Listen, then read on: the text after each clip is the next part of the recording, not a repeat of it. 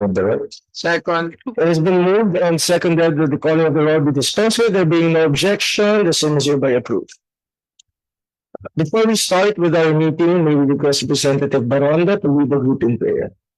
Let us put ourselves in the holy presence of the Lord. Heavenly Father, we thank you for the blessings that you have bestowed upon us. With your grace, we are certain this meeting will be a success and we can accomplish all our planned goals as well. As we go into this meeting, we place ourselves before you, for you are filled with the beauty and light and care deeply about us. We come to you today asking for your guidance and wisdom. Help us to engage in meaningful discussion. Lord God, as we make decisions, remind us that all that we do here today, all that we accomplish, is for the pursuit of truth, for the greater glory of you, and for the service of humanity. Guide our minds and hearts throughout the meeting so that we work for the good of our country and help all your people. All we ask in the mighty name of Jesus Christ and with the guidance of the Holy Spirit. Amen. Thank you, Honorable Baronda. Good morning again, ladies and gentlemen, members and guests. As we welcome the new year, we were bombarded by reports of the massive power outage that happened in Western Visayas. Hence, this committee had to call a meeting ahead of the resumption of session in the House of Representatives, thanking the leadership through House Speaker Martin Romualdez for allowing us to hold this session. To recall, the Committee on Energy of the House of Representatives held a hearing last August 15, 2023 on House Resolutions 933, 934, and 944. These were authored by Representatives Raul Beberisi Tupas, Honorable Julian Baronda, Michael B. Garceta, Francisco Quico Benitez, Lawrence Defensor, James Jojo Ang Jr., Dan Fernandez, Raul Daniel Manuel, Eileen Brosas, and Franz L. Castro. Referring to the root cause of widespread and intermittent blackouts that happened in the Western Visayas last April 27, 28, and 29, 2023. During the hearing, some issues were identified as to why there was a cascaded tripping of power generators, which caused the widespread power outages, particularly in Panay Island. While there was no full determination of the root cause of the problem, the main factor that was raised during the hearing was the outage of a major power plant, particularly of the 135 MW power plant of Palm Concepcion Power Corporation. After a fault along the Bacolod-Silay 69 kV line happened at a time when there was a thinning of power supply in the region brought about by the scheduled maintenance and duration of other power plant generators. During the same hearing, issues were again raised with respect to voltage fluctuations, the need for backup or ancillary power supply, and the existence of only one grid interconnection of Panay Island. Recommendations and strategies were identified by the resource persons and by the representatives themselves in order to mitigate and minimize the incidence of widespread blackouts caused by voltage fluctuations. Particularly the infrastructure projects identified in the TDP could provide for a long-term solution of this problem, as well as the improvement of the supervisory control and data acquisition, or SCADA, and wide area monitoring systems of the grid operator, improve coordination between generators, grid system operator, and distribution utilities, electric cooperatives, improve compliance with grid code, and continuous testing and implementation of protection systems from the side of the grid operator and the power generators themselves.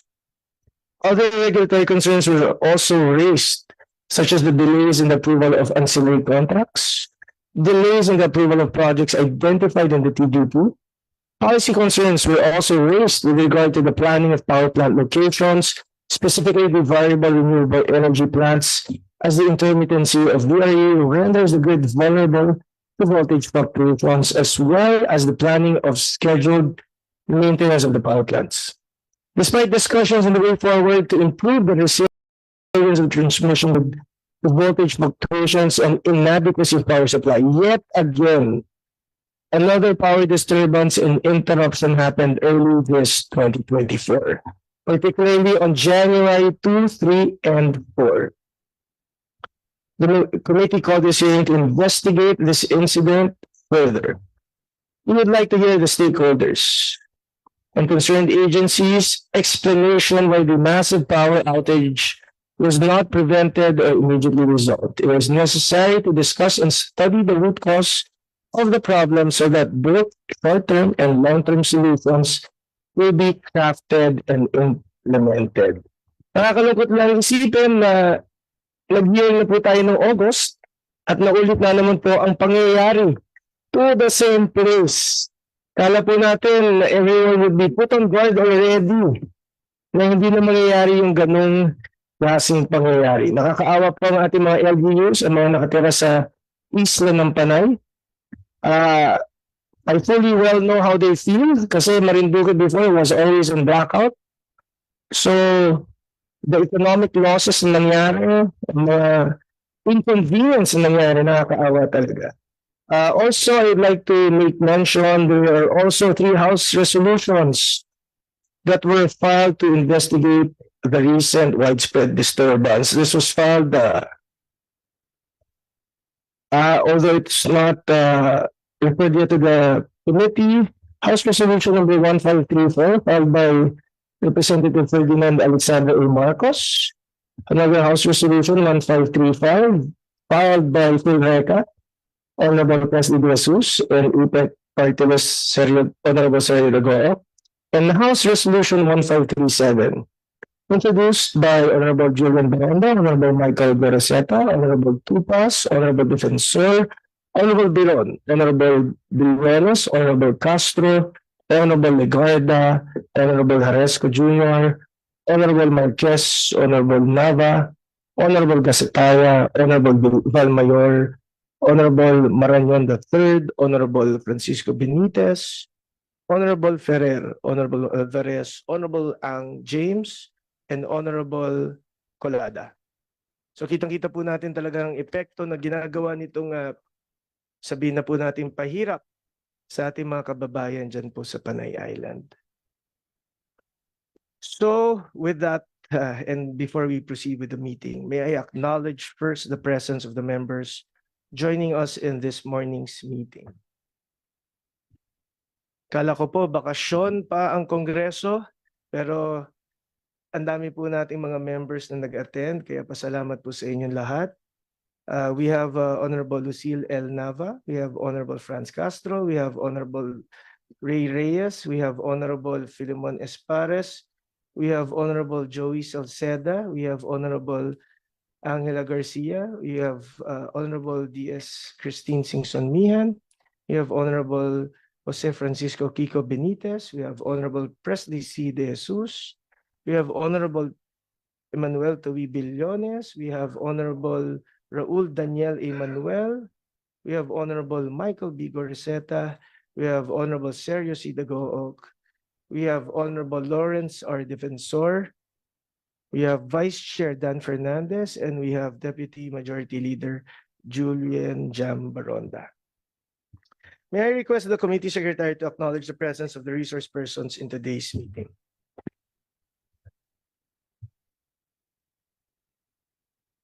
Thank you, Mr. Chair, Your Honor. May I acknowledge the presence of the resource persons in this morning's meeting. From the Department of Energy, Undersecretary Sharon Garin, Undersecretary Rowena Cristina Guevara, and Assistant Secretary Mario Marasigan. From the Energy Regulatory Commission, Chairperson Mona Lisa de Malanta. From the National Electrification Administration, Attorney Rosan Rosero Lee, Deputy Administrator for Legal Services, Mr. Ernesto Silvano Jr., Deputy Administrator for Technical Services, Principal Engineer A, Engineer Bonifacio T. David, Principal Engineer A, Engineer Carl Cerces Havilio. From the National Transmission Corporation, President and CEO, Engineer Fortunato Lainez. Vice President, Transmission Management Group, Ms. Dina Dizon. Department Manager, Technical Services Department, Mr. Joseph Roselier Atienza. Division Manager, Project Review and Monitoring Division, Mr. Jomel Cristobal. From the National Grid Corporation of the Philippines, Mr. Anthony Almeida, President. Assistant Vice President and Head of Public Relations Department, Attorney Leonor Felipa Cynthia Alabanza. OIC Assistant Vice President and Head of National System Operations, Mr. Clark Agustin. Assistant Vice President and Head of Visayas System Operations, Mr. Christian Ereño. Litigation and Regulatory Deputy General Counsel, Office of the General Counsel, Attorney Mark Anthony Actub. Legal Counseling Assistant General Counsel, OGC, Attorney Lali Malyari. District Manager, Visayas Operations and Maintenance, Mr. Lazaro de la Cruz Jr. From the Independent Electricity Market Operator of the Philippines, President and CEO, Attorney Richard Nethercutt. Chief Operating Officer, Engineer Robinson Descanso. Assistant Manager of Operations Planning and Modeling, Engineer Abigail Esmael. From the Philippine Electricity Market Corporation, Chairman Board of Directors, Mr. Noel Aboboto. From the Philippine Rural Electric Cooperatives Association, Ms. Clarice Santos. From the Provincial Government of Iloilo, Governor Art Defensor Jr. From the Provincial Government of Guimaras, Governor J.C. Raman Nava. From the Provincial Government of Aklan, Governor Jose Enrique Miraflores and Attorney Selwyn Ibarreta, Provincial Administrator. From More Electric and Power Corporation, President and CEO Mr. Roel Castro. Vice President Network Development and Operations Group Engineer Bernard Bailey del Castillo. Substation Project Manager Engineer Wilmar Gonzaludo. And External Lawyer Attorney Ferdinand Menguito. Attorney Cyril Del Callar, External Lawyer, Ms. Faye Huelga, Consultant Prime Electric Holdings Incorporated. From Panay Energy Development Company, First Vice President, Panay Site Head, Mr. Antonio J. Cabalhub Jr. From Pan Concepcion Power Corporation, President and CEO, Mr. Nicandro Pucoy. Chief Operating Officer, Mr. Winifredo Pangilinan. And Senior Engineering Specialist Operations, Lance Bautista. From First Farmers Holdings Corporation, General Manager Mr. Jose Rojo Alisla. From Iloilo Electric Cooperative 1, General Manager Engineer Miguel Paguntalan Jr., Technical Services Department Manager Engineer GC June Garanchon. From Iloilo Electric Cooperative 2, Engineer Jose Redmond Eric S. Roquios, General Manager. Iloilo Electric Cooperative 3, Attorney James Balsomo II, General Manager. From Aklan Electric Cooperative, Attorney Ariel Gepke, Acting General Manager. From Capiz Electric Cooperative, Engineer Don Baticados, Technical Services Department Manager. Antique Electric Cooperative, Engineer Neil Peter Venegas, General Manager. Guimaras Electric Cooperative, Substation Special Equipment Engineer, Engineer Franz Gayos Gabion Yonder. From Northern Negros Electric Cooperative, OIC General Manager Maria Dorothy Evangelista, Engineer Roel Salgado, OIC Technical Services Department Manager, Distribution Network Senior Supervisor, Engineer Ryan Benedicto. And from UP College of Engineering, Professor Roaldo Del Mundo. Thank you, Mr. Chair, Your Honor.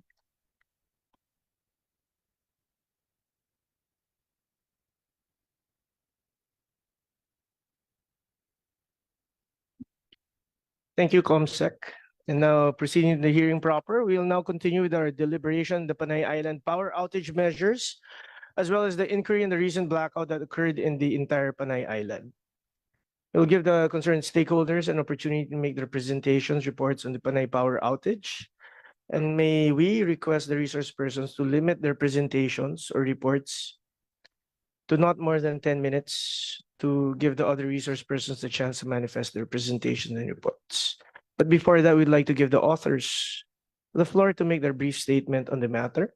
May we call on Representative Jam Baronda for her statement. Representative Baronda, you may now have the floor.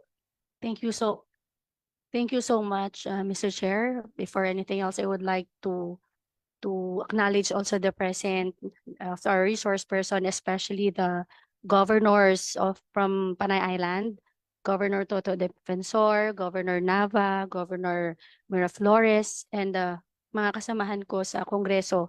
Despite the fact na break po tayo ngayon, we are here as one to make sure that we will get the final answer sa nangyari natin sa Panay Island. Mr. Speaker, last January 2, 2024, while most of our kababayans were still overjoyed by the ushering of a new year, us Ilonggos, however, were greeted with a power blackout that tormented the Panay Island and some portions of Negros Island. What seemed to be a happy new year turned into horrible new year that lasted for almost 4 days. The usually affectionate, friendly, and happy Ilonggos were shocked by the sudden turn of events. Hindi lang po inatake ng asma ang mga kawawang kababayan natin. Hindi lang po nahirapan sa pagtulog ang mga bata at matatanda dahil sa napakainit na panahon. Hindi lang po napanis ang mga pagkain at paninda ng mga maliliit na negosyante, kung hindi halos 1 bilyong piso po kada araw ang tinatayang naging lugi ng ekonomiya ng lungsod at ng lalawigan ng Iloilo. Kung susumahin, halos 4 na bilyong piso po ang nawala sa ating ekonomiya sa loob ng halos 4 na araw. Nabanggit nga po ng ating butihing Mayor Jerry Treñas kahapon sa Senado, na maraming mga Ilonggo ang piniling matulog sa plaza at gymnasium. At nalaman ko nung January 6, nung bumisita ako sa isang barangay, pinabuksan mismo ni Mayor Jerry Treñas ang sementeryo kasi mas maganda daw ang hingip ng hangin doon. So dahil sa naranasang init dulot ng maluwakang blackout, paano na ang mga bata at matatanda? Paano na ang mga may sakit at mga nasa ICU kung biglang mawawala ang kanilang life support dahil sa kawalan ng kuryente? I fear that the power outage of this magnitude taking place for the second time in less than a year is a portent of things to come. I sincerely hope that I'm wrong, but this hearing might be able to provide a concrete answer to this. Patikim pa lang po ang itong pangalawang malawakang brownout sa problema sa enerhiya sa Panay Island. Meron pa po bang susunod na malawak na aberya? Ano po ba ang mga pagbabagong dapat nating ipatupad? Yan po ang ilan sa nais masagot ng mga Ilonggo sa pagdinig ngayong umaga. As a result of the region-wide blackouts disruption to our lives and the economy, the Ilonggo people would also like to know who is or are accountable, and more importantly, what fines or penalties can be imposed against these individuals or entities for their inefficiency, malfeasance, and nonfeasance. The Ilonggo people would also like to know how this massive outage can be prevented from ever happening again. Section 2 of the Republic Act 9511 states that the 50-year franchise of the National Grid Corporation or NGCP is granted under the condition that it shall be subject to amendment, alteration, or repeal by Congress when the common good so requires. Mr. Chair, considering the power outage misery that we experience, we better take a serious look whether the franchise is being adhered or not.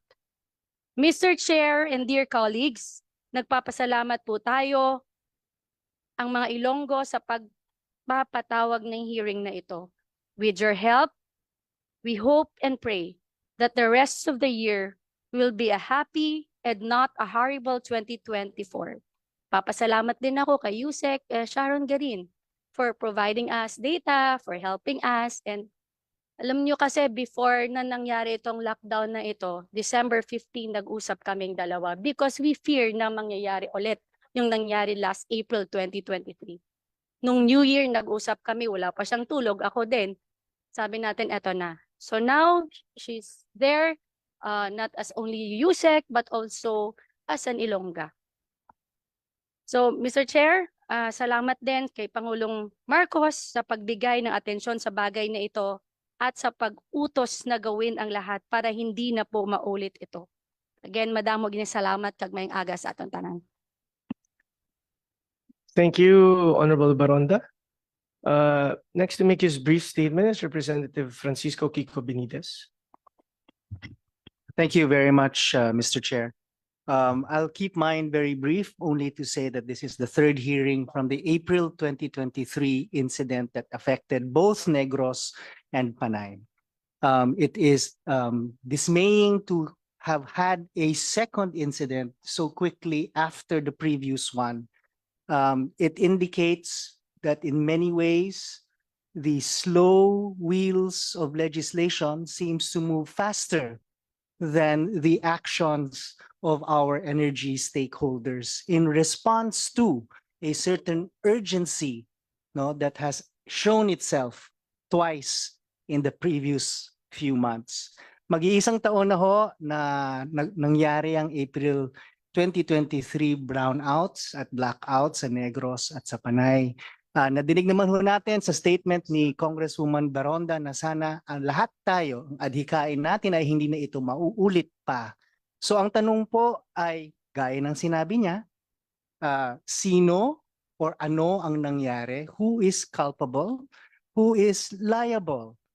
And what can be done to ensure that it doesn't happen again?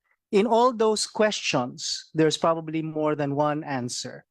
Having said that, however, the issue of the franchise of NGCP that Congresswoman Baronda has brought up is partly because we look to the NGCP for system integrity and stability. So if there was a brownout, if there were trippings that were occurring because of fill in the blanks, multiple possible reasons, the next question is, why does it take so long for power, in fact, to be returned? And what kind of contingency plans can be put into place and properly funded if short-term and long-term solutions need to be found? I would also like to manifest, Mr. Chair, that given that House Bill number 1537, signed by every congressman from Western Visayas, has not yet been duly referred to this committee. We hope that this hearing goes into response to House Bill number 1537. Thank you very much, Mr. Chair. Thank you, Honorable Benitez. Next, can we hear from Honorable Goriseta? Thank you, Chairman, and good morning to all. Anyway, I'd just like to keep this short as possible. I agree with both Congressman Baronda and Congressman Benitez that this is the second time around. I was present during the hearing last August 2023, and there were promises made and there were timelines coming from the stakeholders that they promised to comply and to finish within the said date. But now here we are again for the second time around, and we lost billions of pesos. I've seen how our people from the Panay Island suffered. Many slept in the cemeteries. Daming nasira yung pinanalo sa raffle during the Christmas break. Yung binili nila during December sa mga bonuses nila, lahat nasira. And people in the malls, parang evacuation center, nakaupo lang lahat. And nakikita mo talaga nakakawawa sila. And lahat ng salary nila or part of their salary, hinahain at they are spending for paying their bills, electricity bills. So sana naman bigyan naman natin sila ng justice, no? Because I've seen here, wala talagang accountable. I've seen sa Senate, ipaikot-ikot lang. Sobrang haba yung mga tanong. And all of you are correct. All of you are experts in this field when it comes to energy. So sana naman after today, let's be humble enough, no? Let's empathize with those people who suffered a lot, no? And I hope this would be the last, no? Hindi na tayo magkita ulit. And there's no more third round, no? Because this is too much and this pains the Ilonggos and hindi namin to dine-deserve yung ganitong nangyari during last January 2 incident. So I will reserve my questions later, Chairman Velasco. So thank you and good morning to all. Thank you, Honorable Goriseta. But before we proceed, I'd just like to acknowledge the presence of Honorable Ana Veloso Tuazo. Proceeding, can we hear from Honorable Manuel for a brief statement? Can we hear from Honorable Dago? Thank you, Mr. Chair. For the interest of time, I will just focus on the interpellation later. Thank you. Thank you, Honorable Dago. How about Honorable De Jesus? Thank you, Mr. Chair. I'll reserve my questions later on since all the resource, our fellow colleagues, they already mentioned everything. Thank you very much. And last but not the least, Honorable Fernandez. Ako, Mr. Chair, pwede po ba mahaba? Ay, Brief, okay, brief lang, pare, brief. Of course. Sorry, Honorable Defensor. Thank you, Chair. This is the second major blackout. And Iloilo being a premier city and province, we have lost billions in pesos and a significant risk to the healthcare system. Bilang isang Ilonggo, sawang-sawa na po kami makinig sa finger-pointing explanations ng mga energy stakeholders. Aside from NGCP and the generation companies, we also want to hear and see and find out from the government agencies, in particular the Energy Regulatory Commission, the DOE, and PEMC-ECO, if during the course of the year, during the course of your independent investigation, na kayo-kayo lang, meron na ba kayong na-issuehan ng notice of violation, na-imposan ng penalty? Because I can't believe that for a period of almost a year, wala tayong resolution from the government agencies that are supposed to oversee the energy industry, especially Iloilo, na pangalawang beses na nangyari ito. So Mr. Chair, during the course of this investigation, do not only want to hear explanations from NGCP, but at the end of this committee hearing, we want to see in the final committee report that someone will be held accountable and someone will be penalized for this occurrence in the province of Iloilo. Thank you, Mr. Chair. Thank you, Honorable Defensor. Can we hear from Honorable Fernandez? Thank you, Mr. Chairman. Monologue, sir. The injustice that was perpetrated by NGCP to the Visayas region, particularly the Panay Island, is unacceptable. We've been hearing this for so many times already. As a matter of fact, 5 years ago, we started this fight, no? Hindi lamang po kasi yung blackouts ang problema ng NGCP. There's a lot of problem that being committed by this corporation.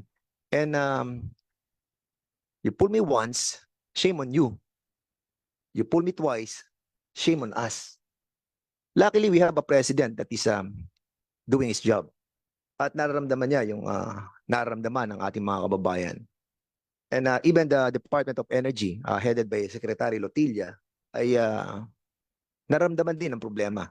Andyan si Yusek Sharon Garin, andyan si Yusek Marasigan, Yusek Guevara, si ERC Chairwoman Mona Lisa de Malanta, who is doing her job sa ERC. As a matter of fact, yung reset process ay 35 billion is already nagkaroon na ng initial determination.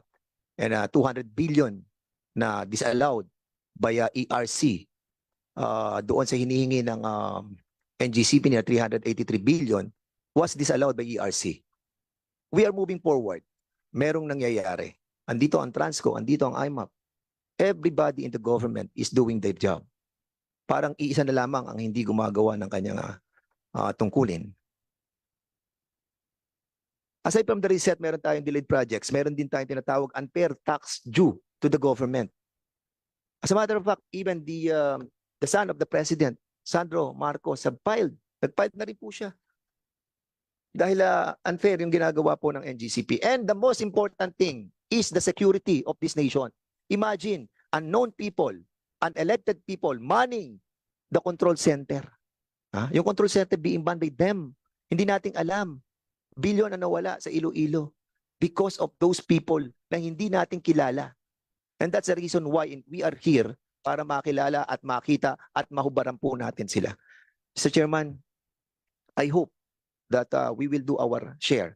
And thankfully, andito po si Chairman Lord Velasco at spearheading this committee. At halinawa, sana nga, hindi na tayo mabot ng ikatlong hearing. But I hope that with us, all of us in here, singing in one voice, we will achieve something. Maraming po salamat, Chairman, at mabuhay ka po. Thank you, Honorable Fernandez. May we hear from Honorable Castro? If she has any brief statement? Yeah, thank you, Mr. Chair. So, thank you, Mr. Chair. No, nagpapasalamat tayo doon sa pag-hold ng ganitong meeting dahil talagang alam natin ang electricity is a public utility. And so, this is also a human rights na dapat na meron. So, sa nangyari sa Iloilo at iba pang part ng Panay Island ay talagang ibinalik natin yung ating mga kababayan sa primitive era na hindi talaga dapat mangyari. At nangyari na to once, twice is too much. So ayaw na natin ng third. So kailangan talagang, Mr. Chair, talagang ako sumasang-ayon ako sa sinabi ni Representative Defensor na talagang may managot. Hindi lang yung nagtuturuan, hindi natin i-excuse ang mga sektor na may kinalaman talaga sa pagpo-provide ng electricity. Dapat managot ang NGCP, ang mga ahensya na dapat na nangangalaga sa kuryente, mananagot din yung mga distributor kasi dapat meron din silang ginawa para dito. So lahat talaga kailangan nating busisiin, Mr. Chair, at dapat hindi na ito mangyari dahil natatakot tayo, Mr. Chair, na baka kung ganito yung kalakaran, baka mangyari ito sa Metro Manila and other parts of our country. Kaya kailangan ang ating pong magkakaroon po tayo ng recommendation dito sa committee na ito na talaga pong yung hindi na mangyayari sa Iloilo, sa Panay Islands at hindi mangyayari ito sa iba pang parte ng ating bansa, Mr. Chair. Thank you po. Thank you, Honorable Castro. Honorable Manuel, for a brief statement. Thank you, Mr. Chair. Mr. Chair, I commend this committee sa pag-initiate natin. Actually, yun nga, pangalawang inquiry na po ito. And I feel strongly about this. Kasi Mr. Chair, umuwi ako sa amin. Sa Iloilo po ako nag-spend ng holiday season. Kaya personally po, naranasan ko yung 3 araw na brownout or blackout pa nga kung matatawag. Mr. Chair, sana maintindihan ng lahat ng involved sa ating energy sector na ang mga ganitong nangyayari, meron po itong iba't ibang epekto at lalo na syempre sa mga ordinaryo nating kababayan na walang privilege na magkaroon ng generator sa sariling bahay, walang halimbawa capacity para mag-hotel para merong sapat na supply ng kuryente o yung kanilang araw-araw na pamumuhay. Mr. Chair, naranasan ko po 3 gabi na pinapaypayan ko yung sarili ko para lang hindi ako kagatin ng lamok, Mr. Chair. Dahil ganun kalala ang epekto. No? Isang araw pa nga lang imagine natin, lalo na ngayon na gusto natin, nasa modern world tayo, we rely on the internet, gumagamit tayo ng gadgets, sa iba't ibang mga ginagawa natin. Isang araw pa nga lang na blackout ang lalanan ng epekto. Paano pa yung 3 araw, Mr. Chair, na I believe yung mga accountable na mga entities ay hindi naranasan siguro yon o nasa mas magandang katayuan sa buhay. Kaya detach sila dun sa epekto kapag pumapalya at hindi maayos yung kanilang serbisyo. So we really hope na lumitaw no, kung ano talaga yung ugat para hindi na to mangyari ulit because it's too much, Mr. Chair. Hindi lang sa akin, sa personal experience ko, pero sa marami pa talaga, hindi lang sa Panay. Ayaw natin mangyari din to sa iba. Yun lang, Mr. Chair. Salamat. Maraming salamat, Honorable Manuel. Can we hear from Honorable Nava? Thank you very much, Mr. Chair, to all the guests and the resource persons. Good morning. Being part of the districts affected by this first and the second power outage, we in Guimaras, even a small province like us, the losses has gravely affected our people. So we are one in all the people of the districts affected. in coming up with concrete and long-term resolutions and solutions for this problem so that this won't happen again and this will not be experienced by and burden the people of all these affected districts and those districts that would probably be affected in the future. Thank you, Mr. Chair.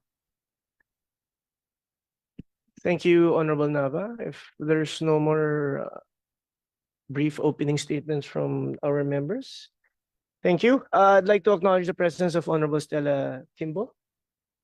But before we go on to the presentations of NGCP, DOE, and the other resource persons, I would like to hear first statements from our LGUs. Kasi sila po talaga yung apektado rito, kung ano naranasan po nila.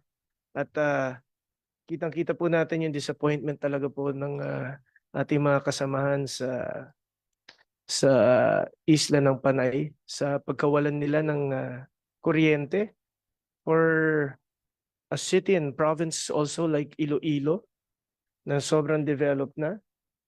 Hindi natin akalain talaga na mangyayari. It happened once, it happened again. So Guimaras also gets their power from Panay Island. So talagang I really can't understand why this happened for a second time. So can we hear first from unahin natin yung nakakabit sa Panay Island kay Honorable Nava. Gov. Thank you very much, Honorable Chair, to the members of the committee, the honorable members of the committee as well.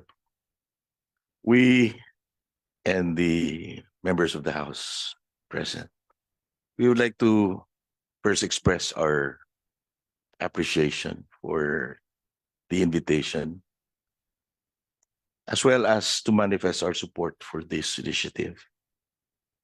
We're not new to power interruptions, actually.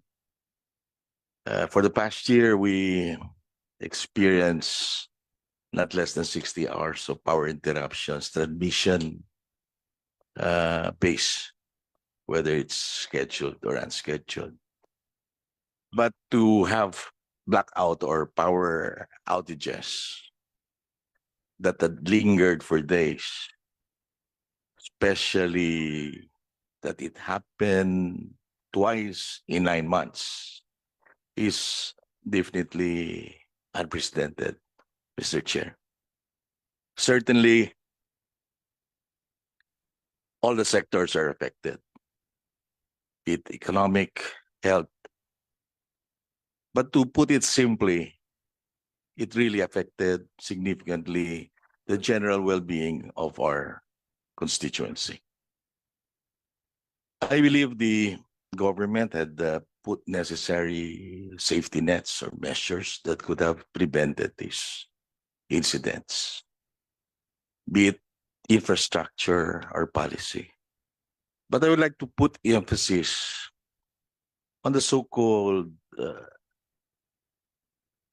swinging reserves, which form part or substantial part of the bill that the NGPC delivers to the distribution entities. On our part, it's the Guimaras Electric Cooperative. So this is, I'm talking about the ancillary support services, which is composed of regulating reserves, contingency reserves, and the dispatchable reserve. On our case, this represents more or less 50% of the bill that Gemelco is paying NGPC. And we all know that this is passed on to the consumers. So we are asking, one, with all this bill that we are paying, why do we still experience these outages, particularly the 2 outages that had been there for days? As well as we question the different sectors of the power industry compliant with the provisions of their franchises as to their duties, responsibilities, and commitments to government. Nevertheless, we're hopeful that through this process, we will unlock and find the necessary ways or remedies to provide the permanent solution to this recurring, persistent problem that haunts the region, Mr. Speaker. With us, our position paper, which we will turn over eventually for the part of the provincial government. So thank you very much. Thank you, Honorable Nava from the province of Guimaras. Can we hear the Honorable Miraflores from the province of Aklan? Thank you, Honorable Chair. Good morning.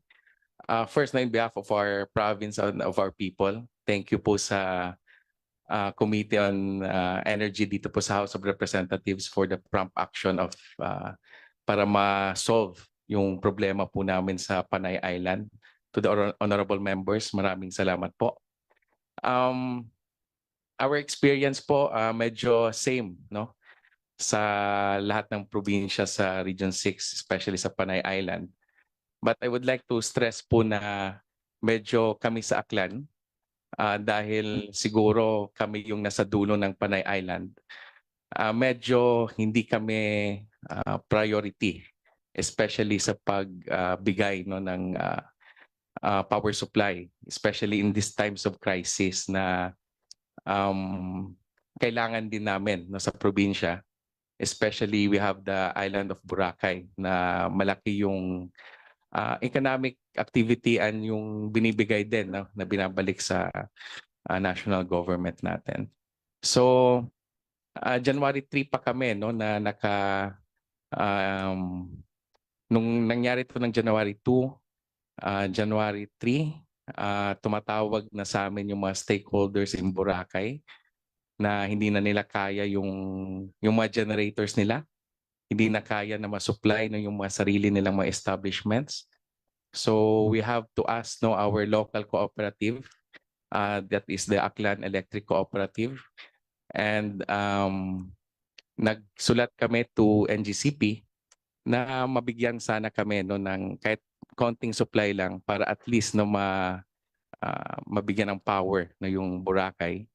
And the neighboring town especially, we also have a busy airport in the Caticlan International Airport.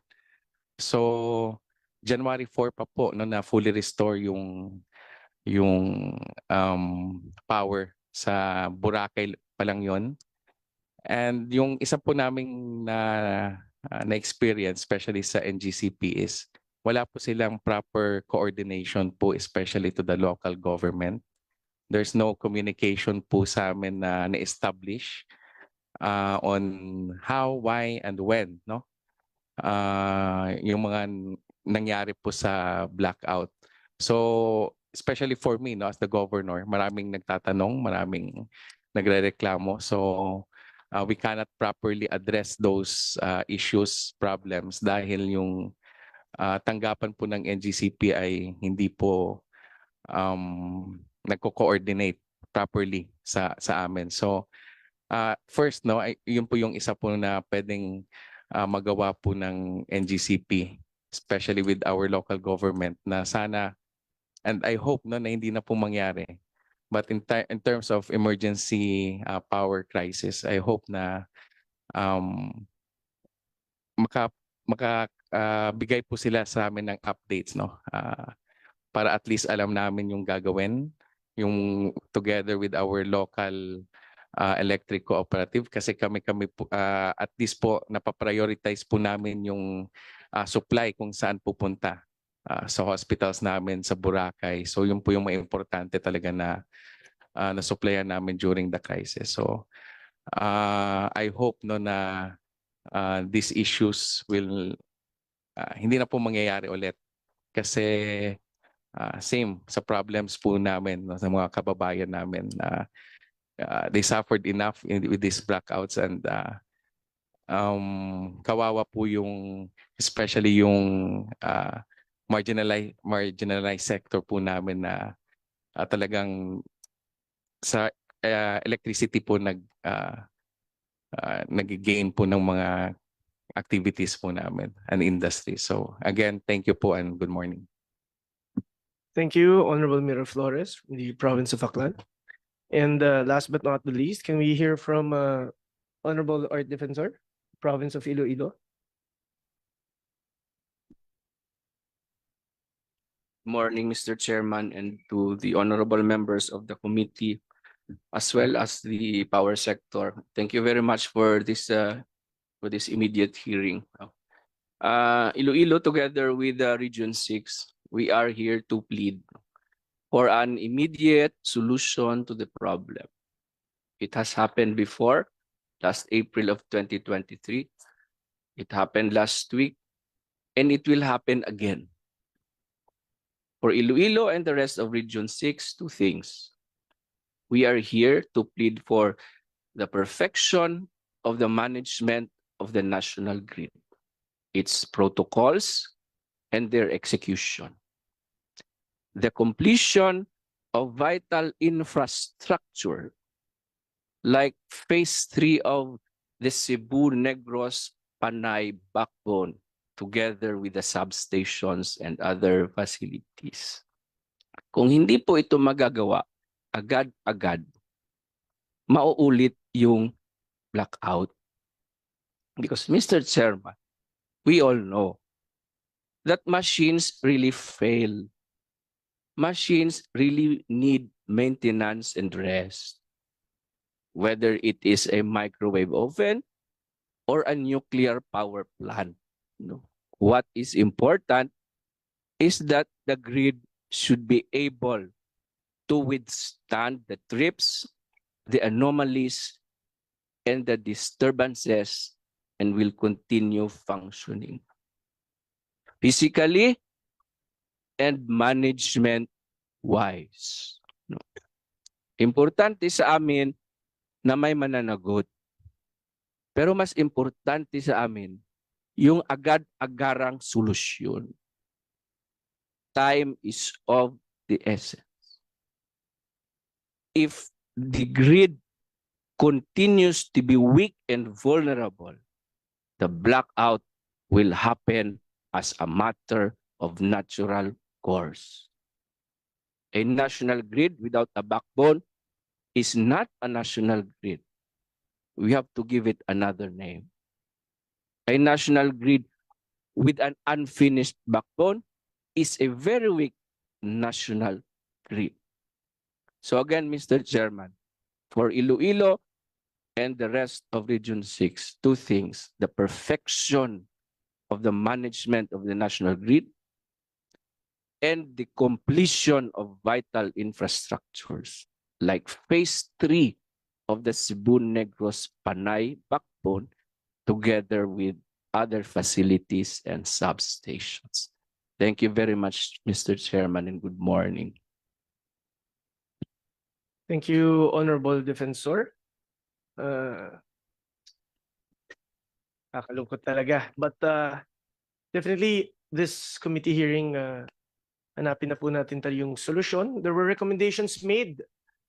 Last hearing. I think there's also an interim grid management committee recommendations that the recommendations were given by the IGMC. I'd like a good flow of presentations here. I'd like to start with NGCP first, then we go with the DOE, then we go to ERC, and then we go to the other resource persons. I hope you can give just a brief for NGCP, what really happened. I don't know if the other resource persons will also give their side or their story of what happened. So while the resource persons are explaining, I'd like to ask our members to refrain from questioning first and reserve your questions during the interpellation. So to start, can we hear from, I guess NGCP should start? Good morning to all. Yes, good morning. Chairman. Yeah. I'm Anthony Almeda, and Clark will do our presentation, and Mark up to beside me.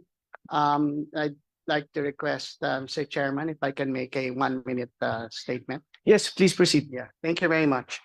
Good morning to all, to our Honorable Congressman Lord Allan Velasco, Chairman of the Committee on Energy, distinguished committee members, governors, DOE, and ERC, fellow resource persons, and guests.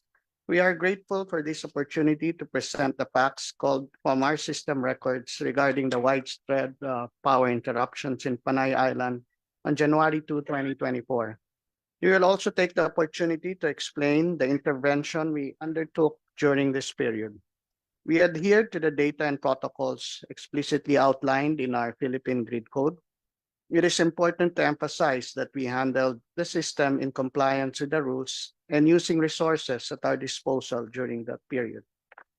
Of course, I am with Ilonggos and all of you here that what has happened. Of course, Governor Defensor that I've seen. For my part, we do our best to do our job on what's happening. And of course, we reiterate our call for inclusion of generation planning and resource assessments in formulating the country's energy development roadmap. We support the green energy initiative of government, but we ask the green baseload technologies like baseload nuclear be explored. We want to be part of the solution, but NGCP cannot do it alone. We need the cooperation of stakeholders and the whole of government to ensure the stability of transmission services that will support the reliable power supply for Filipinos. We need generation, plus us transmission and distribution, power in and power out. Again, thank you very much for your time. God willing, together, we will find a solution. And governors and we make my rounds, and if any that I have not, our company hasn't made our rounds on companies, my apologies also. Anyways, good morning, and maybe Clark can make our presentation. Yeah, thank you very much for the time. Thank you, Thank you, Mr. Almeda. Can we ask Mr. Clerk Agustin to already present? Thank you, sir. Good morning, Mr. Chair and honorable members of the committee. Thank you. Please allow to present our data regarding the January 2 incident, hoping to provide more clarity on the event. So,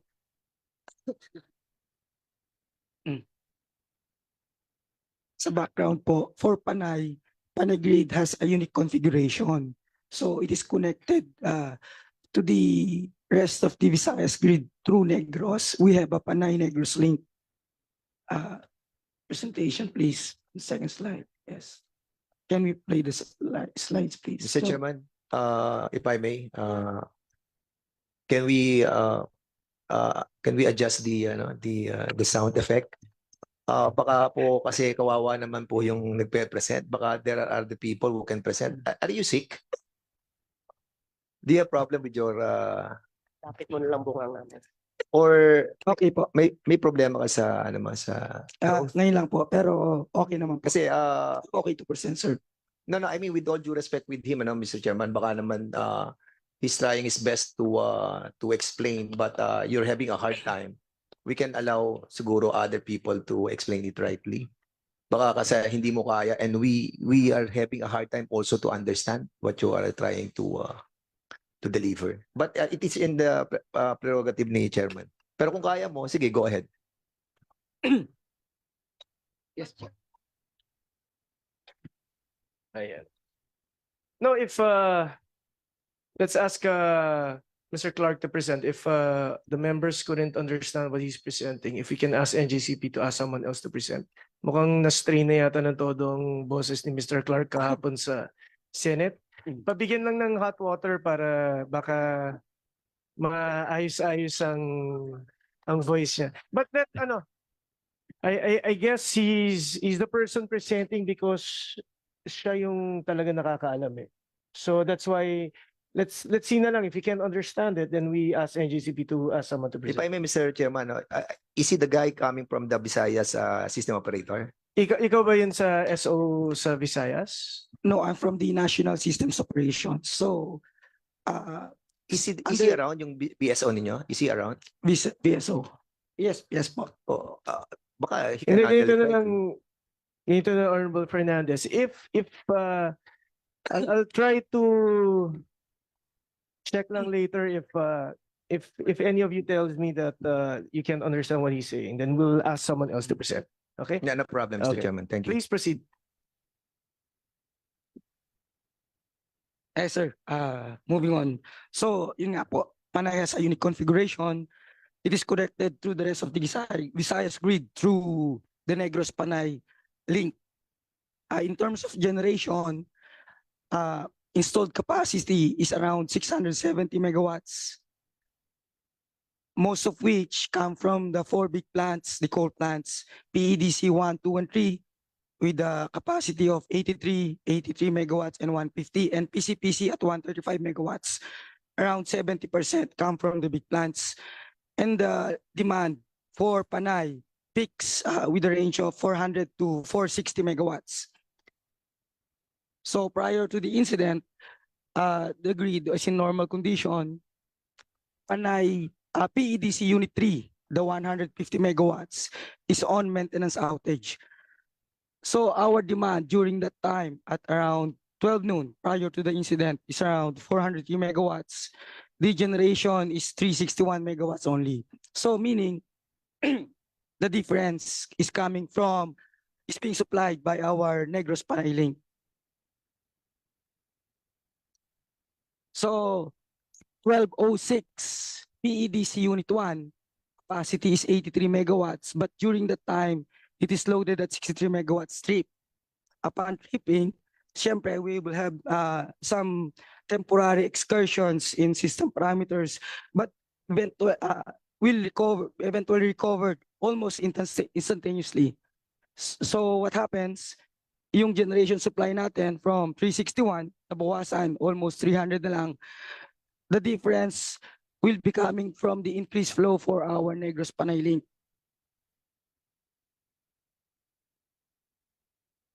Sorry, please continue. Okay. Sige po. So, what we did, we monitor the system based on our data. All parameters in terms of voltage, frequency are within limits, no overloaded transmission lines, operating margin is sufficient. So we did our normal dispatch process.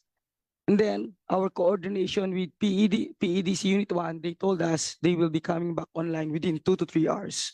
However, before 2 p.m., they gave an updated message that they will be coming back later at 1700 or 5 p.m. Forward, please.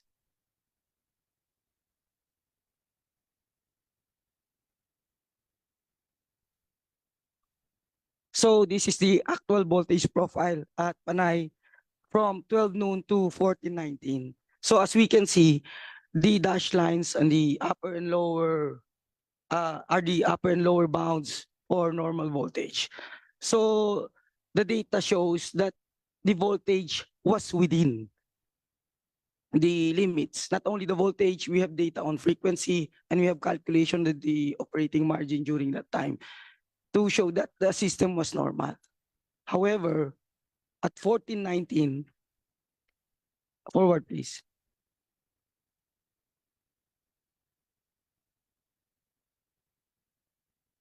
Almost simultaneously, the following plants tripped. When we say almost simultaneously, they have difference, say for example, milliseconds and seconds time difference. In electrical engineering terms, medyo mahaba na po yun. So, a total of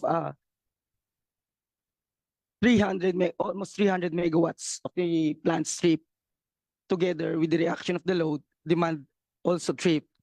So what happened? Panay is left with no generation, no local generation.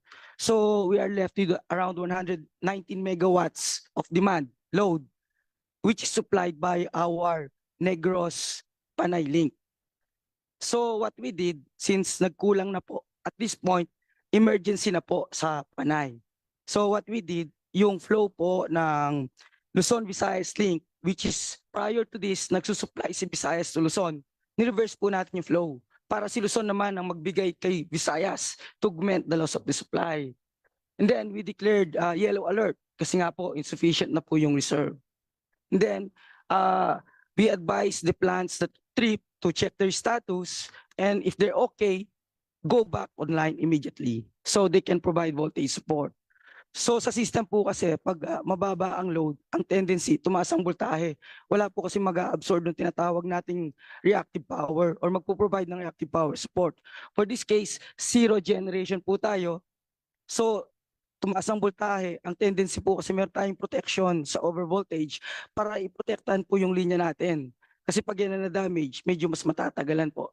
So eventually, as a consequence of the multiple plant tripping, overvoltage, nag-trip po yung Negros Panay, resulting to isolation na po ni Panay. That's the sequence. So, that happened at 15:07. So at 15:10, we declared market intervention.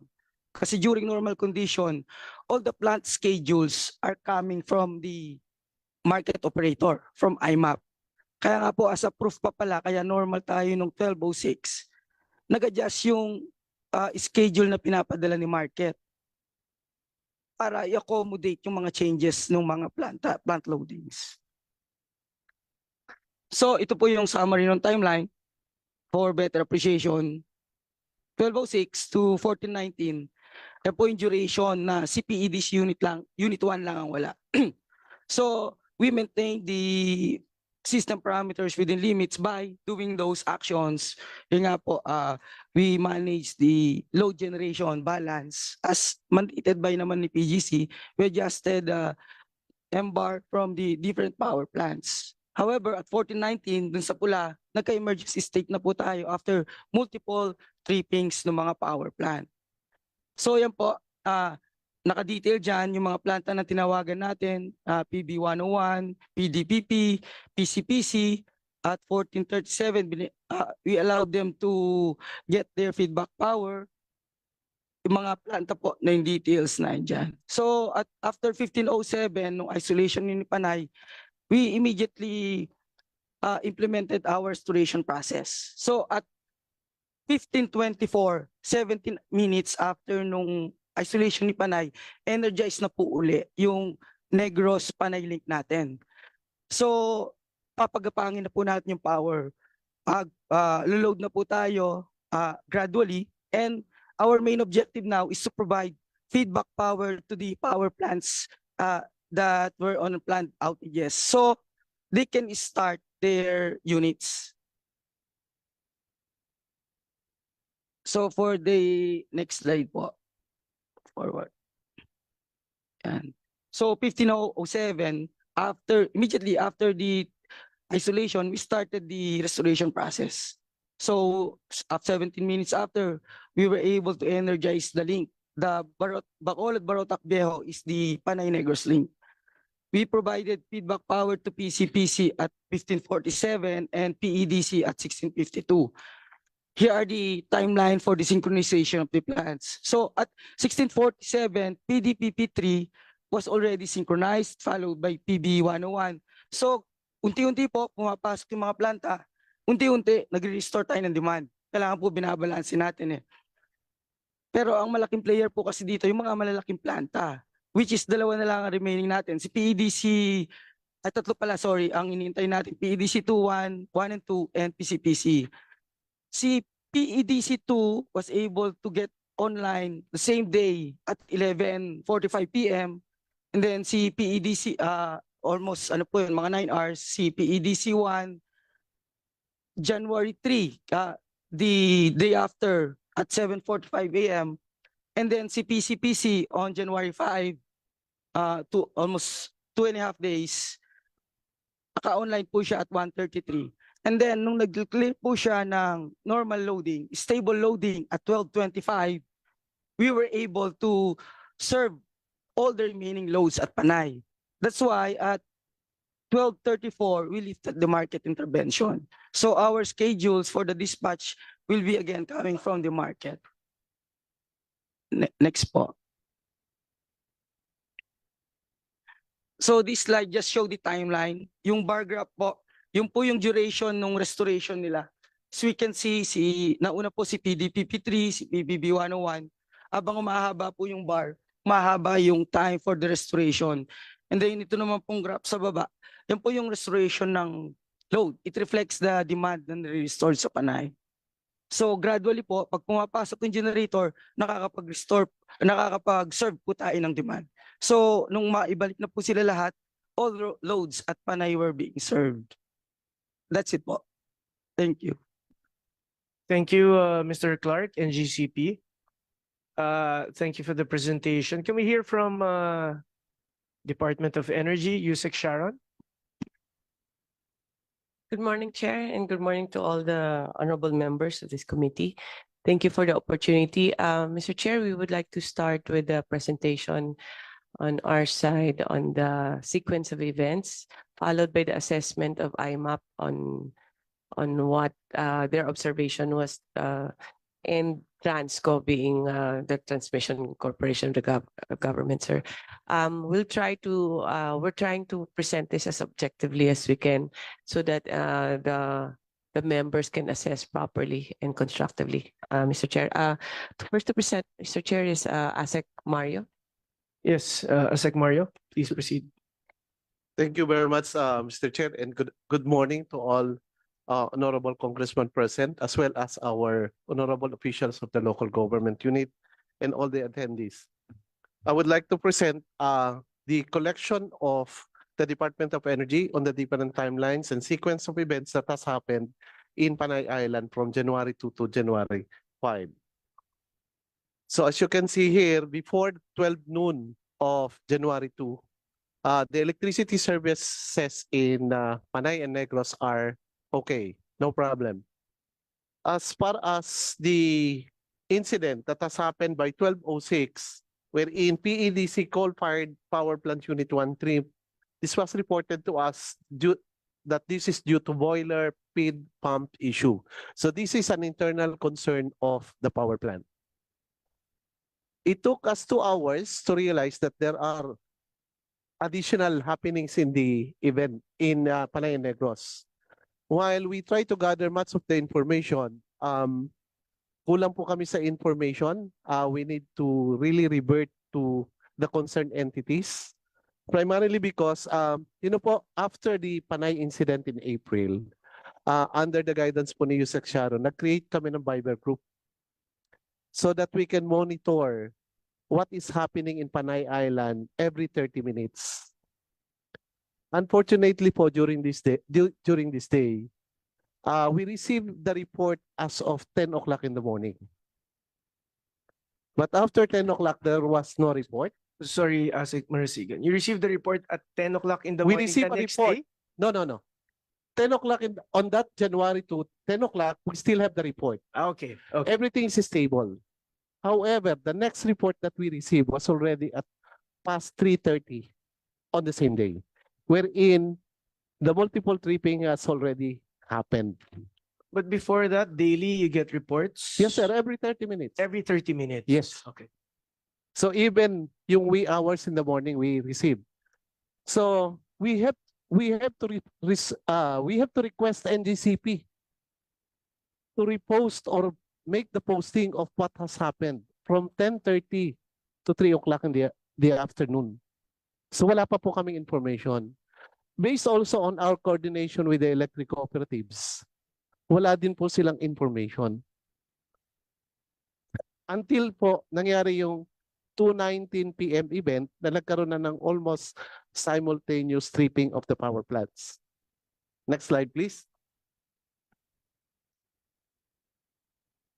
So kung titingnan po natin after 2 hours, another hour happened and then yun na nga po, nagkaroon na ng total tripping including the Negros-Panay interconnection.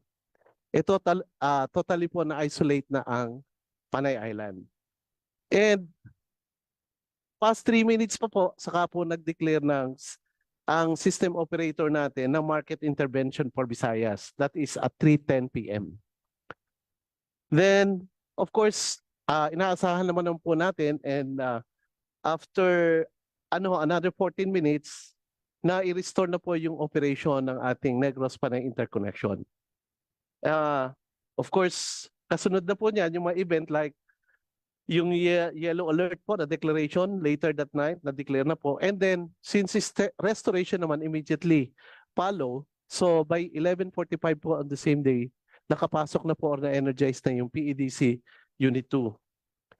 PEDC Unit 1 came early in the morning of January 3.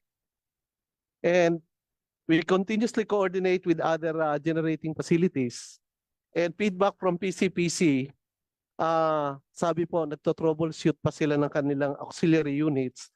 Pero they already set that the target of energization, since kahit po January 3 pa lang, nag-declare na sila na ang target nila is 10 to 12 of PM of January 4. Having encountered problems nga po doon sa kanilang restart up. I highlighted also the operation in Guimaras, Gimelco, kasi sila yung pinakamalapit sa linya. They got the full power po by 9 o'clock, 9:30 in the evening of January 3. But the following day, they were also advised to have also, they have to undertake manual load dropping kasi kahit meron ng full supply, NGCP has to allocate kasi hindi pa stable yung grid. So the other sequence of events here that I present in my succeeding slides, particularly on January 4, was more on the restoration process. So these are the day na kung saan po ang instructions coming from NGCP is regarding the allocation of capacities for its distribution utilities and electric cooperatives and the conduct of the manual load dropping. So kagaya po na nabanggit kanina ng ating kagalang-galang na gobernador sa Aklan, they requested prioritization kasi nga po they have to really energize in full yung Boracay, and they also recognize po yung mga vital installation po natin like government hospitals, yun po mga government facility plus the airport kasi alam po natin kung ano yung major economic na nangyayari doon sa Aklan. Then we continuously follow up po kung ano yung restoration efforts ng PCPC kasi we do understand that 135 megawatts is really needed to complete yung full restoration ng Panay.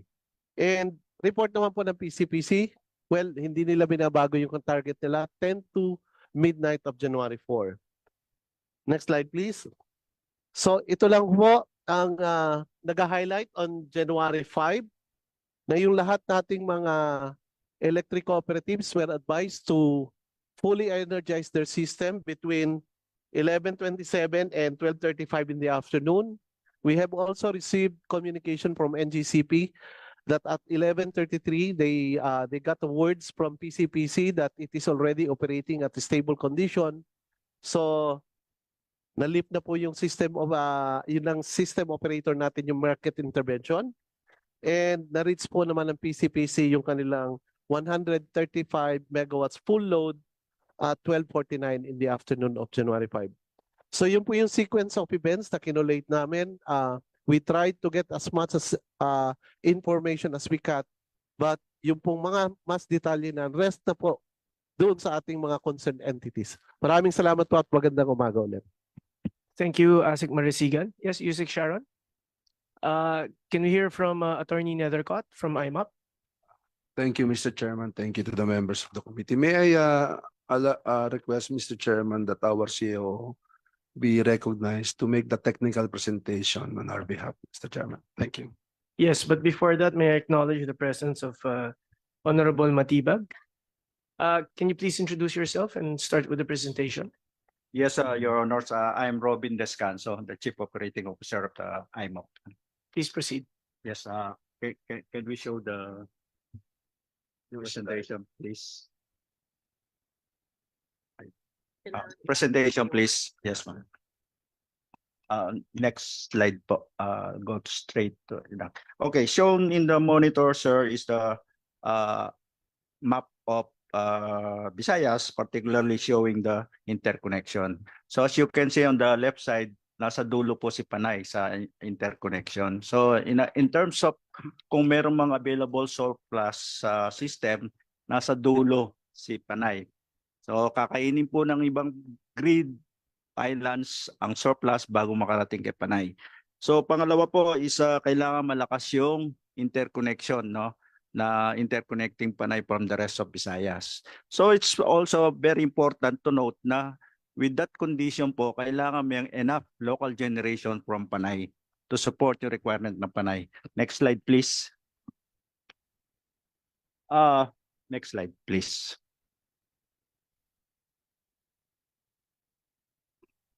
Okay, so ito po yung na-monitor namin nangyari nung araw ng blackout, no? It started on sa event number 1 at 12:05, normal pa po yung system, and the local generation coming from Panay is 355 megawatts, but the demand of Panay is 400, so the rest of the requirement is coming from the cable, no? And then 12:06, nag-trip po yung PEDC at nawala yung kinakarga niyang 56 megawatts. At the same time, Panay po. These are generators po embedded sa Panay. So nung nawala po yung 50 si Panay, nawala yung energy na palitan coming from the cable, no? So kung mapapansin niyo po, tumaas, nagdoble halos yung karga ng Negros cable. But at the same time, nawala rin po yung voltage support na binibigay ni PADC sa Panay. Kaya nagkaroon po ng fluctuation sa voltage, no? Okay? So and then nagpatuloy po yung condition na yon, until sa anong 14-19 sumunod yung mga cascading trippings ng mga generators, no? Ayon sa mga discussion po, naunang nag-trip doon nung time na yon is Palm Concepcion, which is carrying about 135 megawatts, and the rest malaki pa rin yung kinikerry, kaya nawalan po kaagad ng 300 megawatts ang Panay.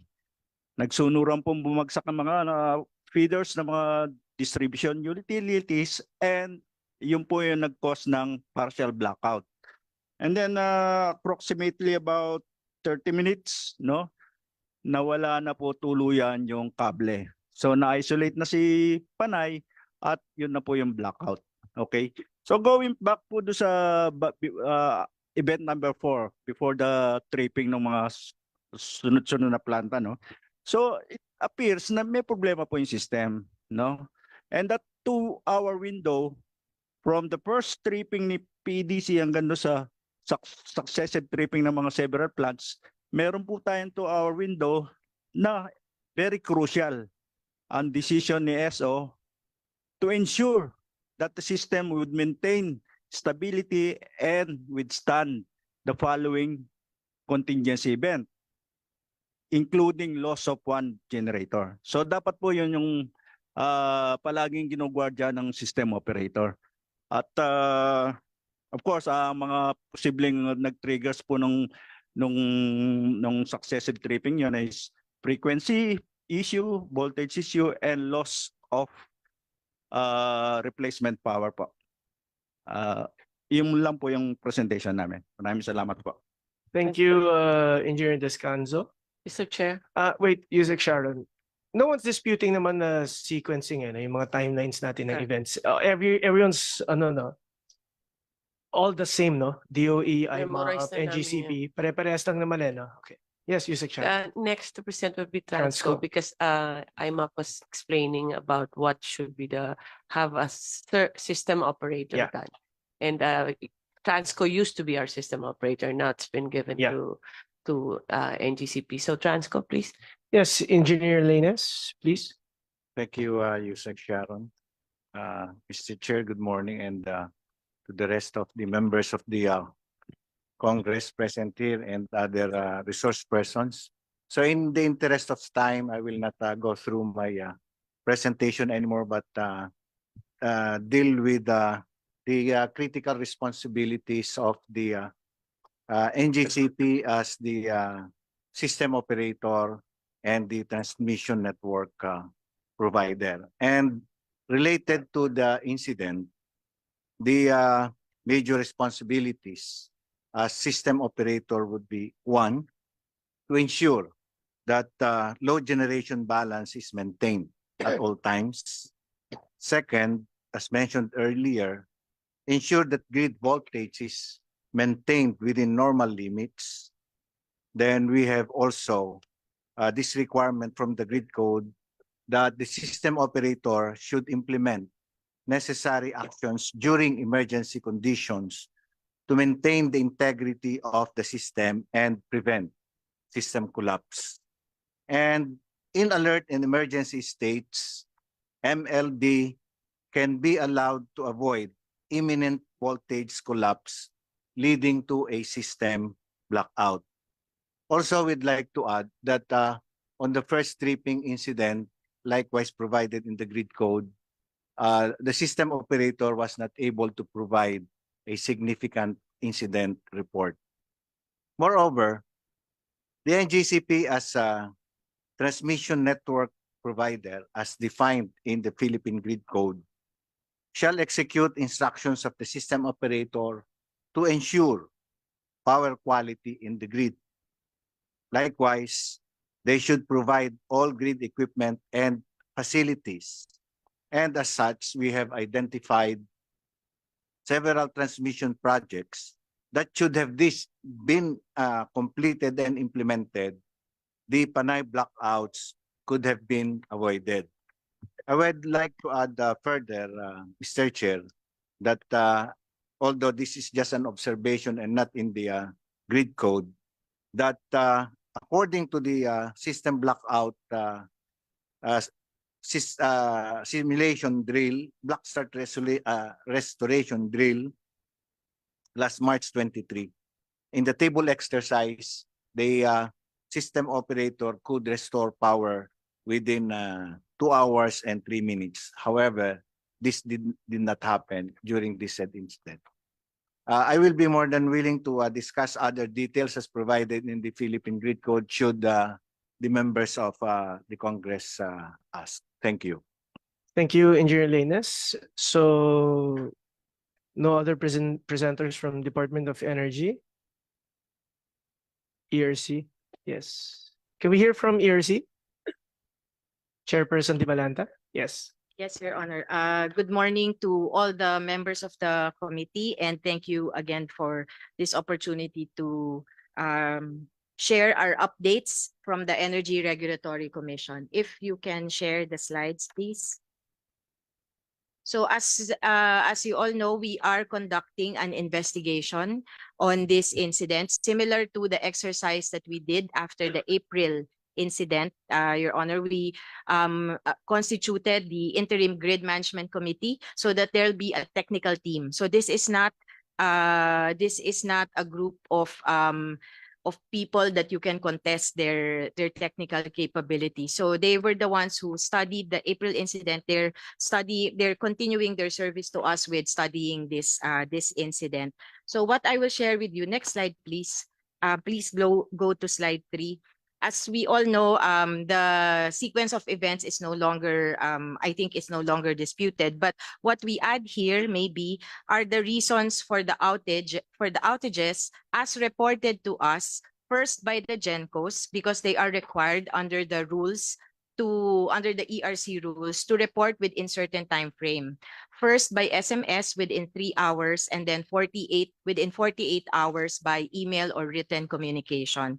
So based on our records, they were able to provide the reports within a few minutes of each of the outages. And you will see here that they have indicated we put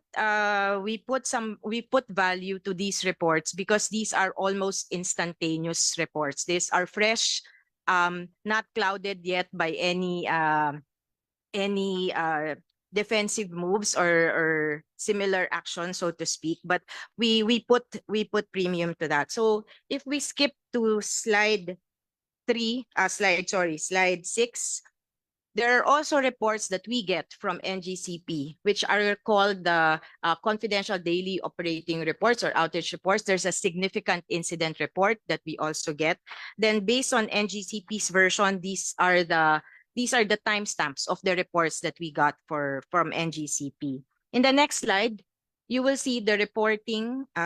If we go to slide 8, next slide, these are the rules that govern the GenCos and what they should report. In this slide, let's stay here. This is the reporting obligation of NGCP. For significant incidents, they should report to us by SMS within 15 minutes and within an hour for the written reports, and then 2 weeks supposedly for the full written report of not only the occurrence of the incident but what they did during the course of that incident.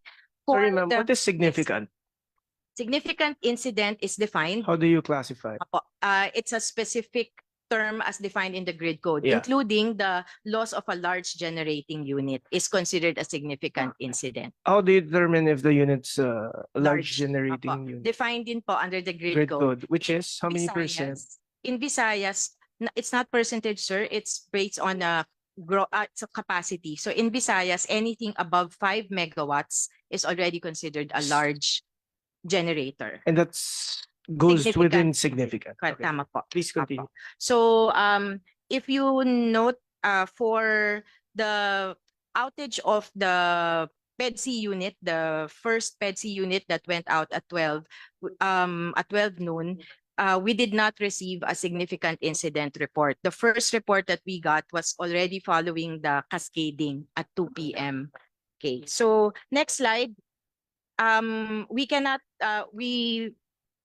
This is just to present the parameters by which we are conducting our investigation. What are the obligations of the SO and what are the obligations of the GenCos in cases of, in these instances? The SO in general under the grid code has the obligation to operate and maintain the grid to meet power quality standards. And then what's relevant also in the discussions yesterday at the Senate is what do you do when it's already an N-1 condition, meaning a large load, for example, has already gone out of the system, especially if there is no system integrity protection scheme or SIPs. These are temporary measures. If the grid is not yet capable of is not yet meeting all the standards, you need to have a temporary protection system. What can the SO do in those instances? Under the grid code, the SO can undertake any of the following or a combination of the following. They can redispatch a generating unit. They can use voltage or power flow control on regulation transformers. They can reconfigure the network. They can do manual load dropping. They can also trip generating units. So these are the actions that we look forward to receive on the report of the SO in the course of our investigation. The next slides are also just the provisions of the grid code that are relevant in our investigation. We can skip to slide 16 in the interest of time. These are the obligations of the GenCos. The GenCos are responsible for ensuring that their units will not disconnect except on certain instances. And the GenCos are also responsible for executing the instructions of the SO during emergency condition. One issue that was discussed yesterday at the Senate was whether the grid was still at a normal state or already an emergency state at that period. We were not able to include the relevant provisions of the grid code here, but the grid code defines this is not a matter of interpretation, so to speak, or we come up with it on the fly. All those situations are defined under the grid code, including the conditions that would qualify for each. We can stop there, or we can. What we have in the materials which we have shared are also the recommendations after the April incident. There were almost 20 measures that were agreed to be undertaken then by NGCP and the generators and the DUs. And as of the November report of NGCP submitted to ERC, almost all the measures have been completed. So part of our investigation, Your Honor, is to see what is the impact of those measures that were reported to have been completed and have led to still this event happening. That means we need to do more work. We need to, were there items that we have missed during the April investigation so that we can avoid this from happening again. Thank you, Your Honor. Mr. Chair. Thank you, Honorable Yeah, Mr. Dimalanta. Chair, Yes. may we ask for copies of the ERC presentation, please? None of us have it. And ideally, but if a soft copy would. No, I think they just submitted it today. So I will ask COMSEC to provide each member with a copy of the ERC. Thank you, Honorable Benitez. Yes, so we have the ERC finished, the DOE, Transco, IMOP, NGCP. Can we now hear from the generation side? Can we hear from PEDC? If you have any statements. If not, yes, Mr. Mr. Caballo. Caballo. Good Yes. morning, Mr. Chair. We will reserve our statement when During the interpellations. Thank you. Can we hear from Palm Conception Power? Chair and members of the committee, we have a presentation regarding the sequence of events that transpired to our PCPC plant prior and after the tripping. And our Mr. Lance Bautista here, our engineering specialist, will do the presentation, Mr. Chair. Yes, please, Mr. Bautista. Good morning, Mr. Chair, and all of the honorable members of this meeting. So for the interest of time, maybe I'll just focus on the most vital parts of our presentation. Anyway, we will be providing, I think we've already provided in case other information are needed. So maybe we can skip to slide number 3 or page 3. The next one, please.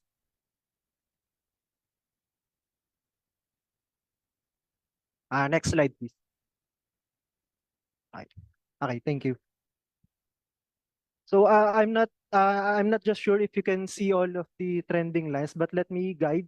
So I want to start on the event number 1. So at 12:03, so pardon for the timestamp. Actually, our timestamping in PCPC is around 3 minutes delay. So if we are going to align it with NGCP's timestamp, we will be adding 3 minutes. So around 12:06, so PEDC Unit 1 had a problem and went offline.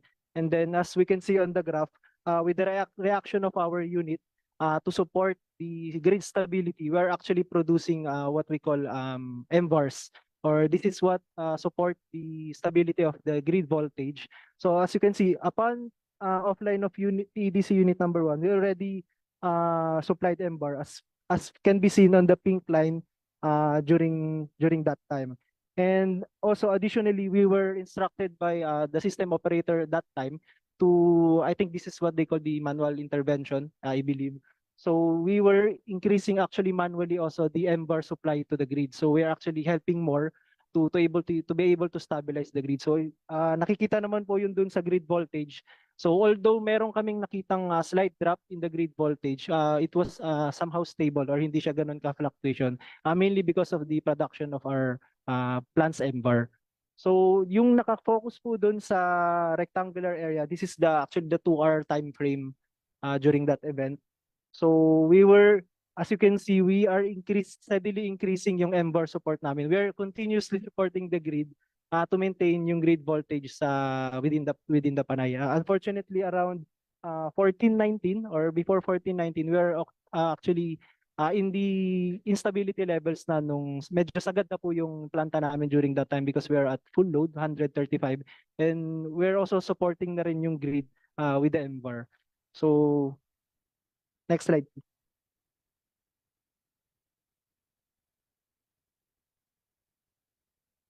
Ma'am, maybe we can skip to slide number 8. So just a good note, I think this was shared also by our IMAP colleagues as well. Meron po talagang difference na nung margin or margin na tinatawag natin sa supply and demand. Although maybe NGCP team can explain further if this is on the normal range, but yun din yung medyo na naging observations namin sa side namin. So if you can skip ma'am on slide number 8.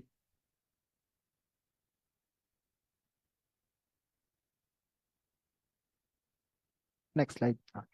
Oh, so this is the chronological events on the mismong tripping na po ng unit namin. So 1419, since instability levels na po yung sa generator namin, is nag-actuate na po yung generator protection namin by loss of excitation.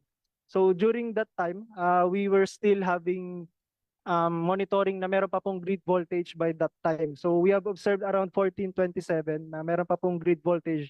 However, yung fluctuation niya is nasa 84 or around that level na really is a low value na po for the plant. So around 1445, when the team was actually monitoring na medyo nag-increase na yung voltage to the near the normal levels, we immediately started yung mga auxiliaries namin, mainly to provide yung cooling system for our equipment, since maybe we can discuss later yung limitations nung sa planta namin.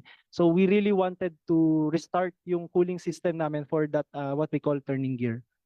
And then at 1501, so we are starting the auxiliaries as we mentioned.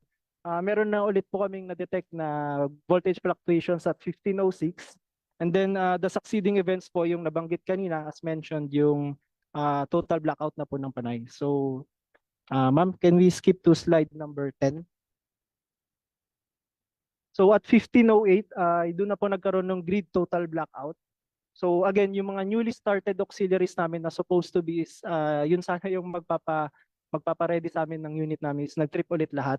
So nag-advise po yung local na NGCP substation sa amin at 1509 na isara na po yung circuit breaker namin sa side ng planta namin. Indication na yun nga, wala po talagang feedback power or black start capability yung unit namin at that time. So we can't start any equipment during that time frame. So almost 40 minutes after, so 1547, doon na po nag-advise yung substation ng NGCP that we can resume since meron na po silang may bibigay na feedback power. So immediately, ilang minutes lang po. Although we still observe slight fluctuations pa rin. Actually, yung normals natin na 137, minsan gumagalaw pa rin siya during our monitoring sa plant side. So immediately around 1600 or 4 o'clock in the afternoon, we again restarted or we attempted to start yung auxiliaries namin. Again, giving priority dun sa cooling system ng planta namin. And then at 1632, unfortunately, maybe we can discuss later na lang yung limitations, is talagang nagkaroon na po ng problem yung isang auxiliaries namin na tinatawag na turning gear. Yun din po yung na-report namin sa ibang energy stakeholders na nagkaroon na po ng disengagement or deflection dun sa turbine shaft na tinatawag namin, where hindi na namin siya mapaikot normally. Usually kasi dapat pagka nagsha-shutdown yung plant, usually thermal plants na may turbine is talagang dapat na maintain yung slow rotation niya with cooling water. Unfortunately, that time, since medyo matagal kami nawalan ng cooling water, then nagkaroon pa ng blackout during 1508, is doon na po nagkaroon ng problema yung turning gear na tinatawag namin. So hindi naman din po namin pwedeng pilitin na paikutin yun kasi it might result to permanent damage na mas mahirap pong ma-recover from our side. So instead, yung usual na experience namin is we need to cool down the turbine 2 to 3 days before we can restart yung restoration ng facility namin. So actually at 1752, meron ulit kaming na monitor na grid voltage fluctuations. So again, yung auxiliaries namin is nag-trip ulit. So back to zero ulit kami during that time. So next slide please. So for the restoration timeline, the following day, January 3, so meron naman ng feedback power during that time as mentioned na rin ng ibang stakeholders natin. So we continued yung preparations namin sa plant. So from January 3 to January 4, we conducted yung mga conditioning ng aming mga parameters like water, oil, na usually na-disturb siya pagka medyo matagal yung offline ng unit namin. So by January 4, around 5:09, we started firing our boiler for pressurization. And then the following day, as mentioned po kanina, 1:21 in the early morning is nakapag-start na kami ng turbine namin, then followed by synchronizing in the grid at 1:33 in the morning. And then coal po. Yes po. Coal po ang PCPC. And then eventually may minimum load na po kami ng 50 megawatts at 5:18 in the morning, and then we were able to reach a full load at 12:49 in the afternoon. So yun lang po. Thank you.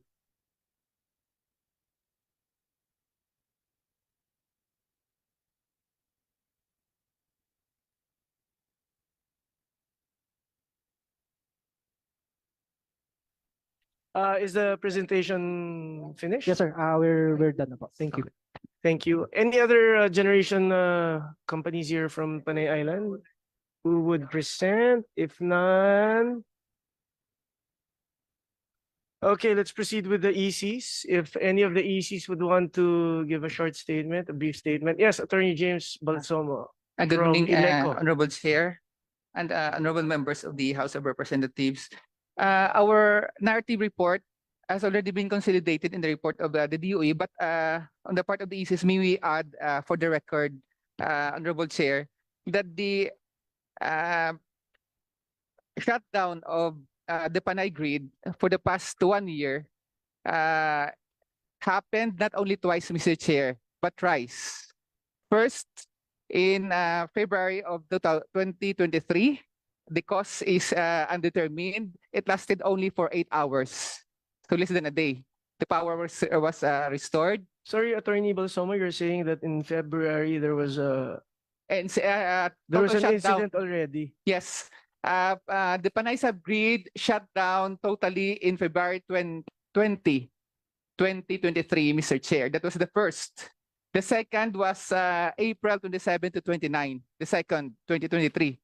And the third is last January 2 to 5 this year, Mr. Chair. So there were 3 massive shutdown in the Panay subgrid within a period of 1 year from today. That is to make the record straight. And second, Mr. Chair, with respect to the incident last January 2, when PDC Unit 1 tripped, there was no communication whatsoever from the part of the grid operator to all the 10 electric cooperatives in Region 6. There was no demand control imminent warning that we have to reduce our demand within the minutes prescribed in the grid code. There was no instruction to implement manual load dropping, and there was no automatic load dropping by the system. And to clarify things, the grid operator, the NGCP, is providing for the under frequency relay settings in our substations, so that in case of imbalances in the supply and demand in the system, automatically the predetermined substation in our among the distribution utilities would trip automatically.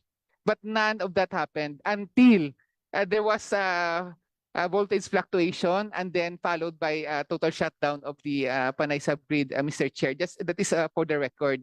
The ECs are the receiving end among the, together with the private utilities, the DUs. We are the receiving end in the power system grid.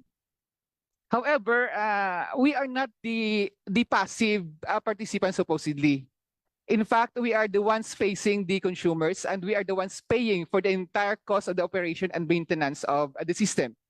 And we would like to bring this to the attention of the committee that for 2023 alone, the 10 electric cooperatives in Region 6 paid the amount of 971 million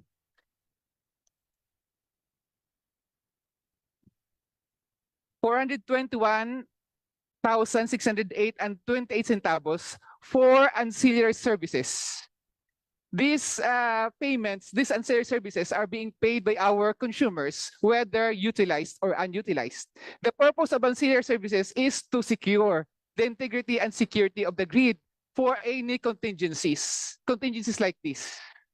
But if the grid code has been followed, Mr. Chair, first, the grid should not have collapsed. And second, in the restoration part, given that the grid has already collapsed, the restoration process would not last for 4 days. Why? Because the ARC chair is here. Under the grid code, the contingency reserve requirement should be not less than the largest operating unit in the grid. On the part of Panay, that is 150 megawatt, the PDC Unit 3. Given the required power of 300 megawatt to stabilize the grid, upon the synchronization of PDC Unit 1, the night after the incident, and the synchronization of PDC Unit 2 the following day, the next morning, there should have been more than enough power to stabilize the grid if the NCR services had delivered as expected. So, Mr. Chair, ano natin palampasin to? Kabalog, nasaan ba yung ancillary na yan? Yung binabayaran nila? Bakit hindi yun na-activate? Hindi nga, kahit nasa pero interconnected, di ba? Sorry, the ancillary service is being asked. Where is the ancillary service located? In Negros Island or in Panay Island? Mr. Clark? Hindi ba tatlo yun? Pag kasi po sa ancillary services, yung ancillary Visayas wide, hindi po tayo per subgrid. Oh yes, po. So nagsisigil kayo para sa wala? Yun ang ibig sabihin na sinabi mo eh. During that time po, nung mag-trip si PEDC, answering Ito on record ha. 60 megawatts slated, Therma Visayas 2 times 26, UPSI Toledo, both in Cebu and one in Leyte. So supposed to be, they should be in service through the interconnection whenever something like this happens. Yeah. So in short, they cannot provide ancillary services. During that time po, meron tayong I regulating don't care reserve. about what's during that time. Oh, sorry, sir. Kasi ang Because you- context. So, pwede ba pakisoli yung 971 million? Hindi naman pala pwede pakinabangan eh.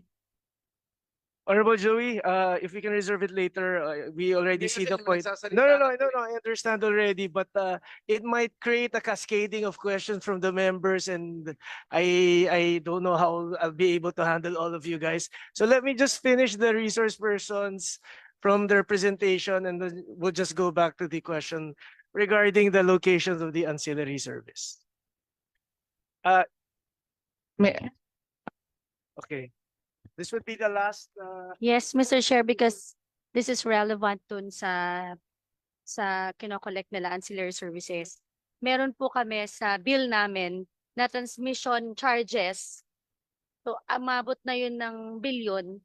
Saan na pupunta ang pera? Saan na nakadeposito? Anong ginawa ni RC to secure, to make sure na yung pera na yan may gamit ng husto? So, gusto natin malaman magkano, how much na yun ngayon. Kasi sa bill namin, every time nagbabayad kami, kasama yung transmission charges. Okay. So sigurado to na nasa capex na ng, alam kung saan to. Thank you, pupunta. Honorable Baranda. So if the GM of Ileco is finished already with his statement and presentation. Mr. Chair, just to make things clear, sa under the grid code, may tatlo pong ancillary services supposedly. Na di ba, we have the regulating reserve, we have the contingency reserve, we have the dispatching reserve. All these are intended to ensure the integrity and security of the grid, so walang collapse na mangyayari supposedly. And in case of restoration, the power would be restored in the shortest time possible. Hindi mag-last for 4 days.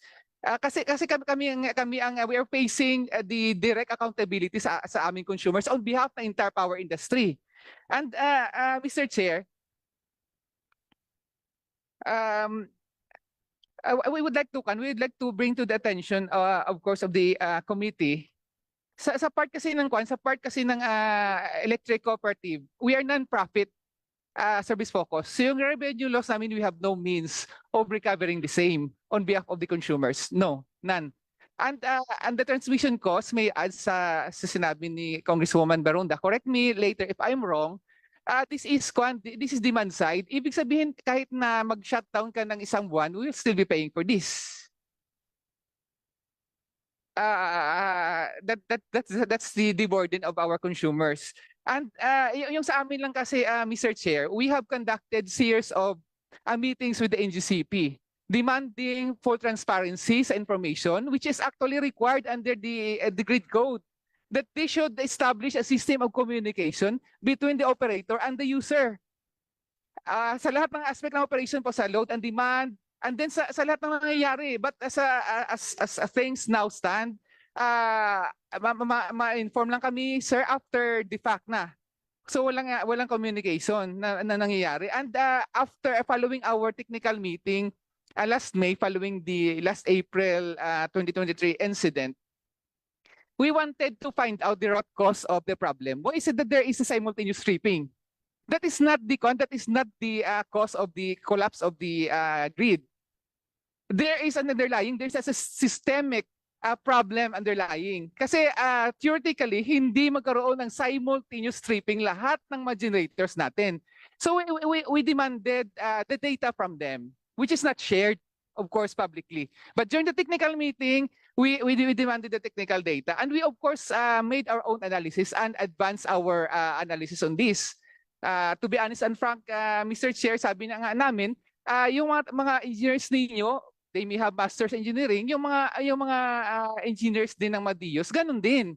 So being indispensable partners, why don't you share the information with us? For all you know, we might be able to identify the underlying problem and propose solutions. And we ask them, with respect to the increase, particularly on this problem, there is the so-called oscillation as shown, some voltage fluctuation, ganon. Is there an instrument in the current grid infrastructure that could detect, that could manage and could dump the irregular frequency brought about and the weakening of the power system inertia in the grid brought about with increased penetration of renewable energy sources, particularly yung solar farms natin? Because they are emerging technologies. When our grid was formulated, wala pa ito. But they are creating problems. There are a lot of studies conducted years ago in the US, in Europe, and other parts of the world. And there are recommendations on this.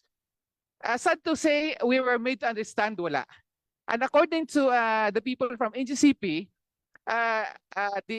one of the smart instruments that should have been introduced sa grid to manage effectively yung voltage fluctuation, yung M-bar problems, is the static bar compensator. Among the options, there are a lot of smart instruments in the market. Among this, one of the cheapest is static bar compensator. However, according to them, this is yet to be procured in 2025. But on the part of the ISIS, Mr. Chair, power security is a matter of national security. We wanted a sense of urgency in all the parties here. Because until the root cause of the problem is resolved, it would again be a matter of time. Same statement na binitawan namin, Mr. Chair, no last April. It would be a matter of time again when the same incident would happen. Nangyari ulit. And then we wanted, of course, to determine if the report regarding the completion of the Cebu, Negros, Panay interconnection is really progressing as it should. So our technical team from our ECs in Negros, Noneco, conducted visual inspection, and our technical team also in Aklan by Akelco. Kung ano ba talaga ang situation ng interconnection na ito. But sad to say, we have submitted a report with ANEA, and I believe it was forwarded to the DOE, on the real progress on the ground. There are portions na wala talagang structures, and there are portions na structures lang, wala pa ring wire. So there may be underlying issues on this, but this is the real situation. Based on the assessment, Mr. Chair, the project is at most 70% completed. And it is supposedly to be delivered or completed by March of this year, supposedly December. Again, it's sa March. Again, the target. But we seriously doubt, Mr. Chair, if the project would be completed in March, given the current state of the implementation, Mr. Chair. On the part of the electric cooperatives, we do not want to blame anybody here. We wanted effective solutions. We wanted to contribute to the solution, supposedly. on the last January incident, Mr. Chair, if there was instruction from the NGCP, we would really comply as we usually do. Wala pong pasaway sa distribution utilities. Lahat po ng instruction ng operator is seriously followed. At lahat po ng settings namin po sa substations namin are set with NGCP. We cannot go away with that. So kung ganito yung regulations nila, we have to comply. And lastly, Mr. Chair, on the issue na ni-raise kanina ni Governor Nabat and Governor Miraflores on the equitable distribution ng available power in case of situation like this. Kasi we have limited power, it was allocated sa iba't ibang DIOs. However, there is no specific guidelines on how the grid operator should do this. Without the specific guidelines on how the available power should be equitably distributed, Mr. Chair, the grid operator cannot distinguish what is equitable distribution from what is whimsical.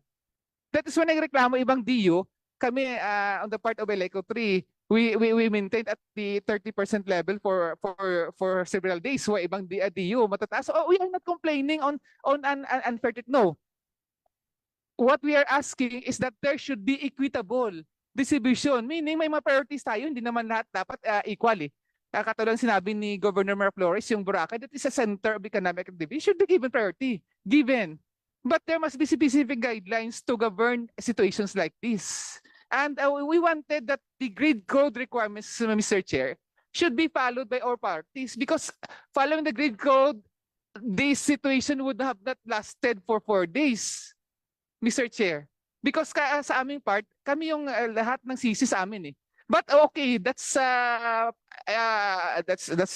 curse we have to face. Kami ay lahat ng reklamo sa amin. And we'll bear all the financial burden after the incident, Mr. Chair. Thank you, Mr. Chair. Thank you, Attorney Balsomo. He touched on a lot of issues that I think could help our regulator and the DOE. Any other electric cooperative who'd want to give a statement? Yes, Philreca. Ms. Santos. Yes, thank you, Mr. Chair. So we'll just make this brief. I think Attorney Balsomo has already discussed several concerns of the electric cooperatives. But for PIRECA, we really strongly support the collective purpose of the resolutions. As mentioned, from 2023, there has already been 2 grid disturbances. And just for this January, another incident occurred. So these are the same electric cooperatives that have been affected and the same member consumer owners. So I think I don't know if NEA will be providing the data, but for January 2 alone, I think there have been 800,000 member consumer owners who have been affected. So for us, for electric cooperatives, I think they have already done all that they can do. They have conducted the rotational power interruptions to avoid a total grid system collapse, and they have, as mentioned, ang ECs po talaga ang sumasalo lahat ng complaints and iron ng member consumer owners, and which we understand, and I think they have also provided the necessary updates and the information, regular updates po to their member consumer owners. So for PIRECA, we have submitted our recommendations, but we would just like to emphasize the following. One is yung fast tracking ng CNP project. There is strengthening po yung ating regulatory oversight and if possible, and finally, maybe we could also consider the amendments po sa we would also like to again going back okay. So as mentioned, yung total revenue loss po ng electric cooperatives for the whole power interruption is 92,529,551. So for electric cooperatives alone lang po yun. Hindi pa kasama yung for the economic effect po doon sa buong Panay Island. So again, Mr. Chair, we submitted our position papers relative to this matter, and we look forward to the positive outcome for this concern po. Thank you. Yes, I think Mr. Chair, if I may, Honorable Benitez. Ma'am Santos, you were suggesting a review, an amendment of, I missed what you said. For ERC po, yung grid code po. Yung grid code. Do you have specific amendments that you would like to submit to the committee? Yes, we will submit our position paper relative to this na lang po. Mr. Thank Chair. you. All right, thank you. Also, we have present today is just like to acknowledge the presence of Honorable Carlito S. Marquez and Honorable Mayor Treñas. I think Honorable Marquez has a brief statement. Honorable Marquez.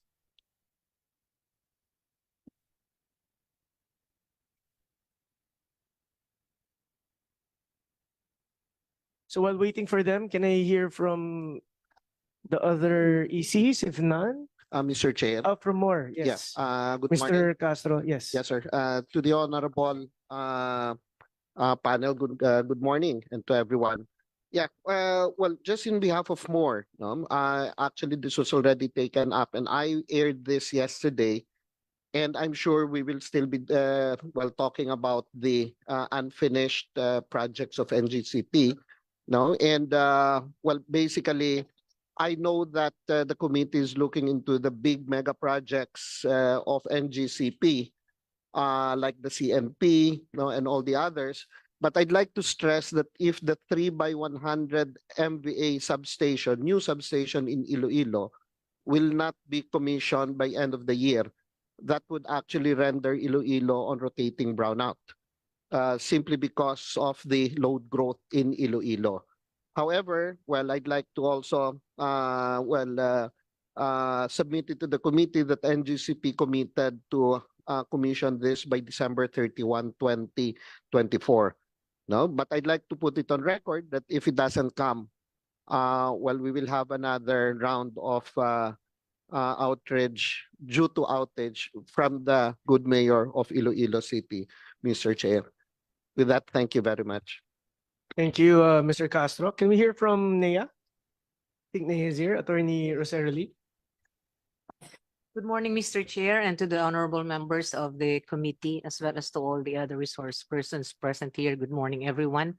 The National Electrification Administration has gathered all the reports from the electric cooperatives on the ground, and we have forwarded the data and all the other information to the Department of Energy, which I understand had been incorporated in the presentation earlier made. Thank you.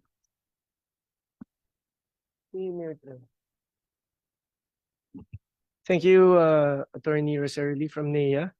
I think we lost the connection of Honorable Marquez. I think we have from the academe, we have Professor Roaldo Del Mundo from the UP College of Engineering. If you have a statement. Good morning, Mr. Chair. Good morning, everyone. I would be answering questions later on if there are, as I think I was invited in the context of I wrote the grid code in 2001 that was promulgated by the ERC, and possibility of discussing the incident relative to the grid code, I would be able to answer questions later on. Thank you, po. Thank you, Professor Del Mundo. We also have another professor, Dr. Mahalea Ravago from the Ateneo de Manila University. Yes, ma'am, if you have a brief statement. Yes, so I was also invited because we are also looking at the impact of outages and disruption in the grid. But of course, as we've heard, there is a not only inconvenience and immediate impact as we have experienced, but there's also a future impact of disruption like this. Not only so that is a big impact actually in terms of attracting businesses in the region. As you have said earlier, it's not only the airports, but it's also the electricity that is contributing to the cost of doing business in the region. So if we're experiencing like this, how can we attract businesses in the future? Thank you. Thank you, Professor.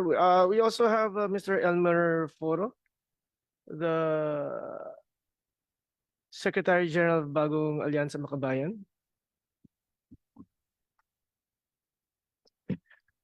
Mr. Chair, sa kay Gob na sa mga congressman namin at sa Iloilo at sa city at sa province sa buong Panay. Magandang umaga po.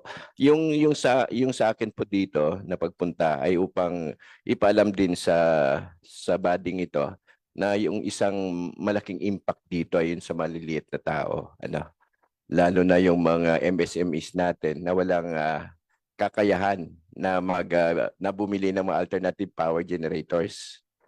At sila po yung nagtitinda ng isda, karne, mga frozen food, mga sidewalk vendors, mga public market vendors natin, yung maliliit.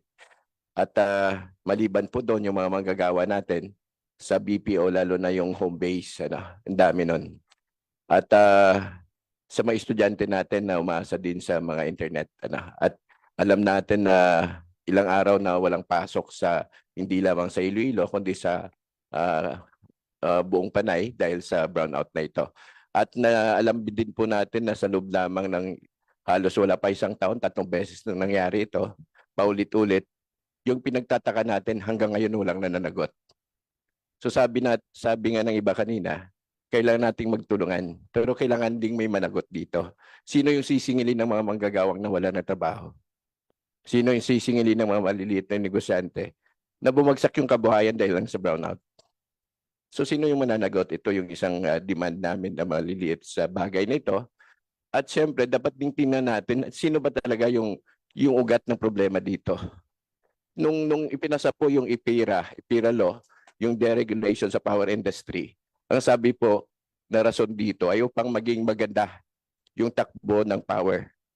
Pero ito po yung nangyayari. So ang nais lang po namin, dapat siguro ding reviewin yung IPERA law kung ano yung mga butas dito upang hindi na paulit-ulit yung problema dito. Maliban po doon, yung mga demands po namin para mabilis na, mag-conduct po ng malalimang pag-aaral kung sino ba talaga ang may sala at may dapat managot dito. Pangalawa, para ma-identify din po yung mga companies o mga corporations na responsible sa nangyayaring ito 3 beses, halos wala pa isang taon. Pangatlo po, dapat din pong i-compensate yung mga naging biktima rito.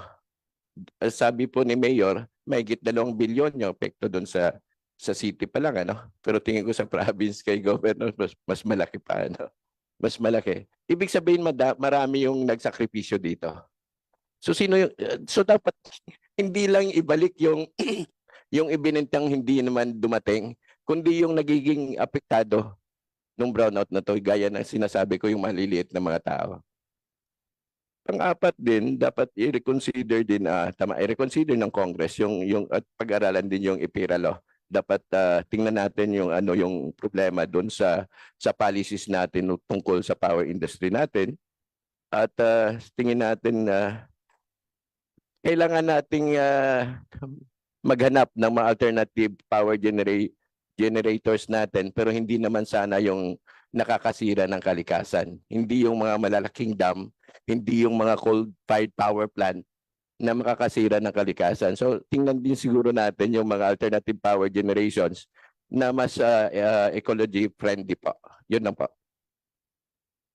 Thank you, Mr. Foro. We also have, I forgot one of our generation companies, the GM of FFHC, Mr. Alisla. Yes, sir. Thank you so much, Mr. Chair, and good morning to everyone, including to the members of the committee. We're just a bit surprised in this invitation, but I think reading on the minutes of last August meeting, it was mentioned in the minutes that the power blackout in Panay actually resulted after the tripping up of our power plant in First Farmers. It's stated here on April 28 on the presentation of NGCP.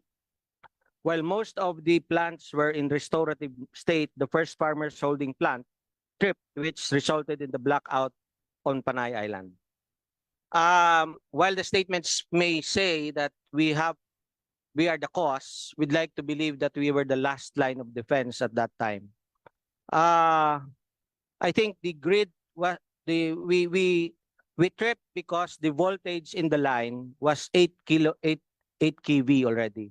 Our line is 13.8 and we cannot handle it anymore. The plant is a cogen plant connected to a sugar mill. So when we are operating the sugar mill, we are exporting power. In this case, we are generating about 13 megawatt. We are exporting about 7. So during this time, we were operating. And when the when the power plant tripped, we continued to operate our own mill and our power plant, and we were producing sugar. I think at about within an hour we were able to go back. But again, when the power again, when the voltage again fluctuated, we again tripped. So just to explain that when we nominate our own generation of power and export, we try to comply with it.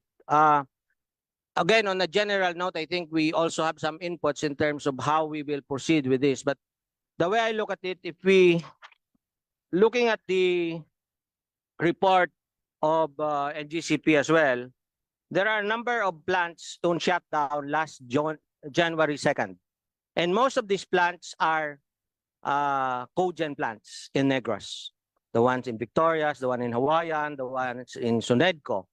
They were all in shutdown because we were not milling during the time. No sugar cane was being delivered to our mill. So we cannot generate power. At this point in time, there is a potential for us to improve our generation and export capacity, but it is all dependent upon feedstock, fuel. And the fuel that we use is dependent on the supply of cane because that is from the bagasse. Now, we're looking at, in our case, for instance, we can mix some fuel. Like from bagasse, we can mix certain like wood chips and others. With that, we can extend our generation and we can also, again, maybe, on another note, after this incident of April, I think last June, we were given a new set of settings in terms of protection on the grid. And we are complying with that with NGCP. So that is all our statement. Thank you so much, Mr. Chair. Thank you, Mr. Alisla from First Farmers. Yes, so there being no more resource persons who would give their presentation or statements, we may now open the floor for interpellations.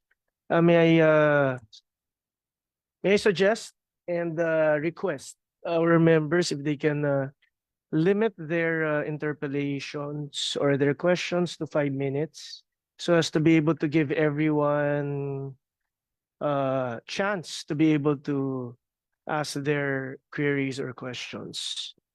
But before proceeding, may I acknowledge the presence of Honorable Garin. Proceeding, first on the list, we have Honorable Sergio Dagoong. Thank you, Mr. Chair, but can I request for another 5 to make it 10? Kasi this issue is a very technical issue, although it has, of course, a huge financial implication. But the main issue here is very technical. So if the chair can consider granting me 10 minutes at least, then I would want to grant you 10 minutes, but we have so many members who are willing or who have their questions. I even put my questions off already as the last one to question. So if you can only limit it at 5, then we can do a second round. Thank you, Honorable Dagoong. Anyway, Mr. Chair, thank you and good morning. Good noon, everyone. I will just limit, babaguhin ko na lang yung line of questioning ko. Bakit po, Mr. Chair, wala dito yung SO sa Panay, sa Negros? Bakit po si Mr. Clark ang nandito? Wala po, nandito po ba siya? Sir, can you answer directly? Kasi kung yung central office po ang ay kung legal to, hearsay po yung sinasabi niya. Ikaw po yung nandun eh.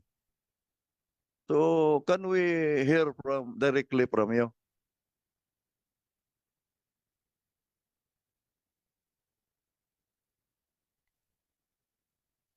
Thank you. Sir, are you aware of the specific provisions of the grid code na tinamaan po sa insidenteng ito? The specific provision of the grid code that covers this incident. Yes. We have provisions in the grid code, that's correct, Your Honor, and we're looking at some provisions there, such as 6234 and 6232, 6233. Mali po yata. Baka saka lang kayo nag-aaral sa grid code nung nangyari ito. Baka sa first incident, hindi nyo pinag-aralan ng mabuti. Ang pinag-usapan kasi dito, iba doon sa sinasabi mo. Dagdagan mo ng 1. Hindi po, section 6 to, section 7 po to. Nandyan si Prof. Wally, mahiya tayo. I'm happy na nandito si Prof. Wally kasi si Prof. Wally ang magiging referee dito. Section 6 o section 7?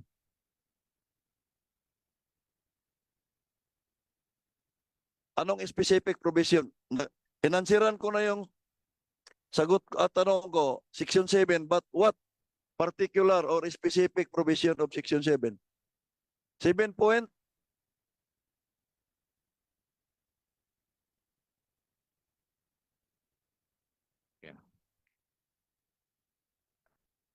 Yeah, so protection, Your Honor, 7 point, we have here 7.3.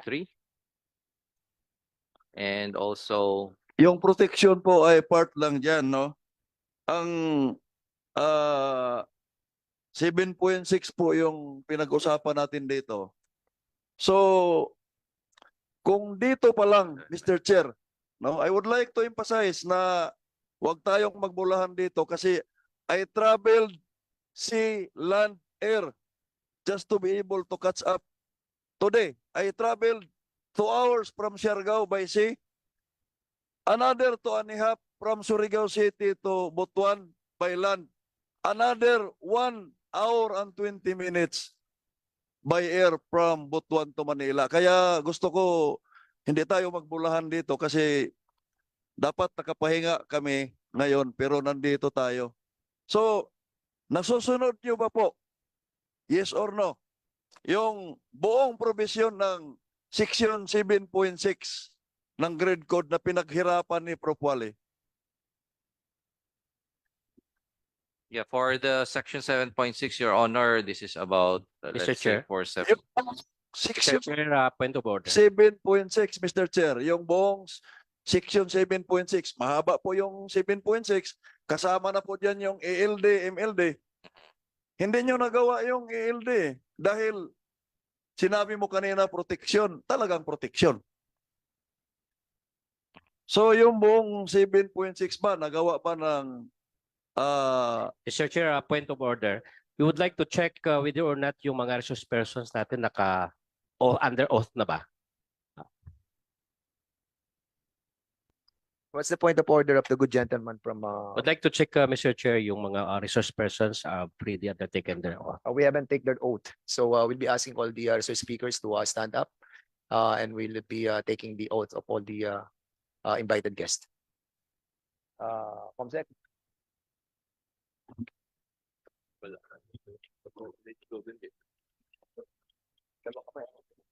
Oh.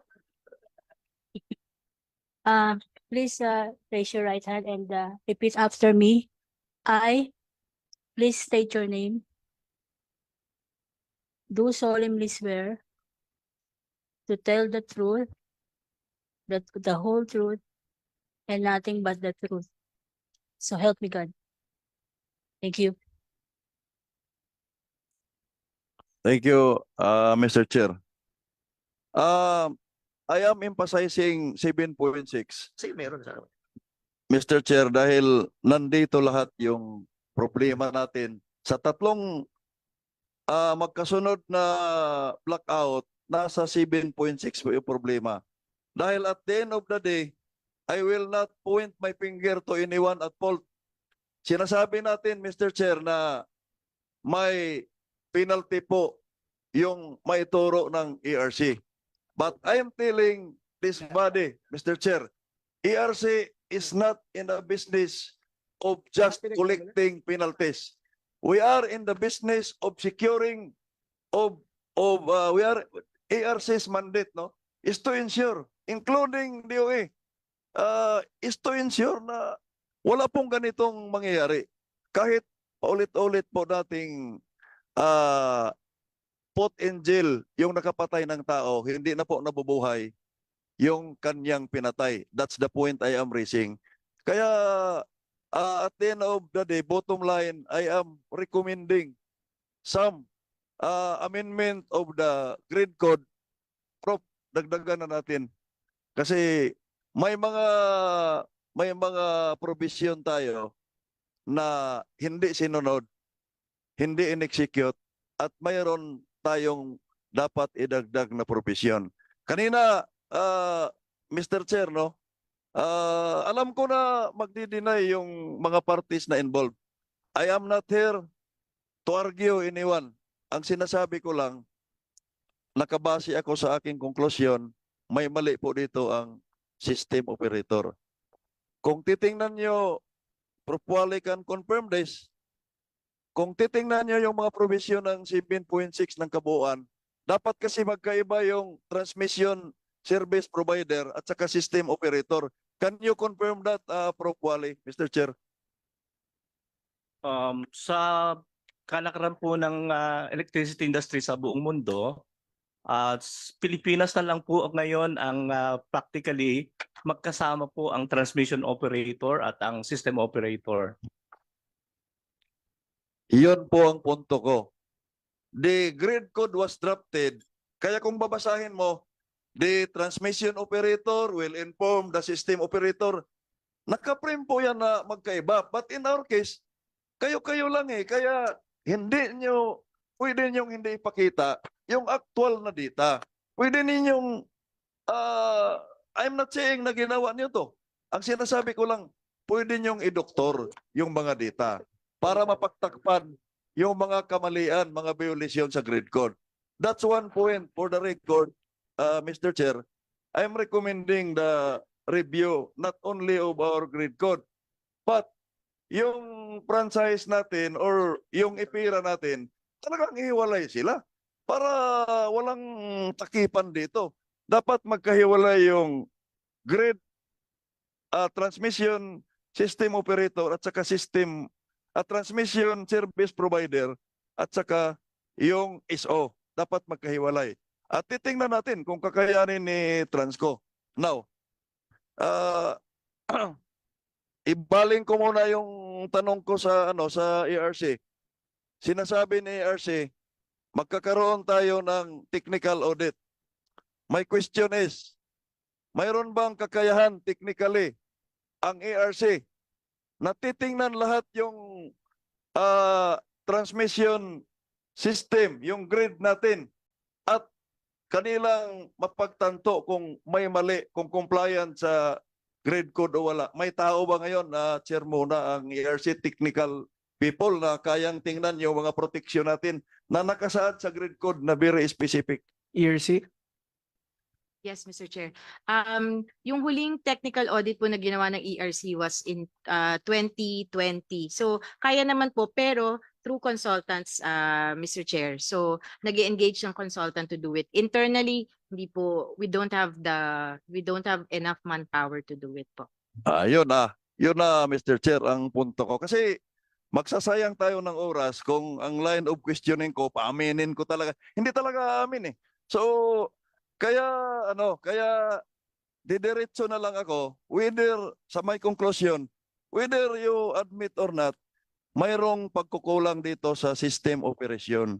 Kaya ikaw ang gusto kong pero bago ko ibigay yung mga recommendation ko, kasi babalik ako airport eh. Wala nga akong damit na dala. So, ano ba talaga ang nangyari? Bakit hindi nagkaroon ng ELD? Nung bumagsak yung isang planta, supposed to be section 7.6, magkaroon ng automatic. May problema ba kayo sa protection setting ninyo? Yes, at hindi naka-trigger? NGCP? Yes, Mr. Chair. What happened was we have actually UFR or the ALD protection. We have readings, special, and we even have SIPs along Negros Panay submarine cable. What happened was after the tripping of the multiple plants, it was followed by the Mr. Chair, sorry no, I would like to cut you short. Ang pinag-usapan natin dito yung first tripping po, hindi yung multiple. Kasi kung pag-usapan natin yung multiple, kung ibigay lang ni Chair yung oras, kahit 4 na oras pa tayo dito, mas marami kayong violation doon. So, dito lang sa first tripping, ako lineman ako.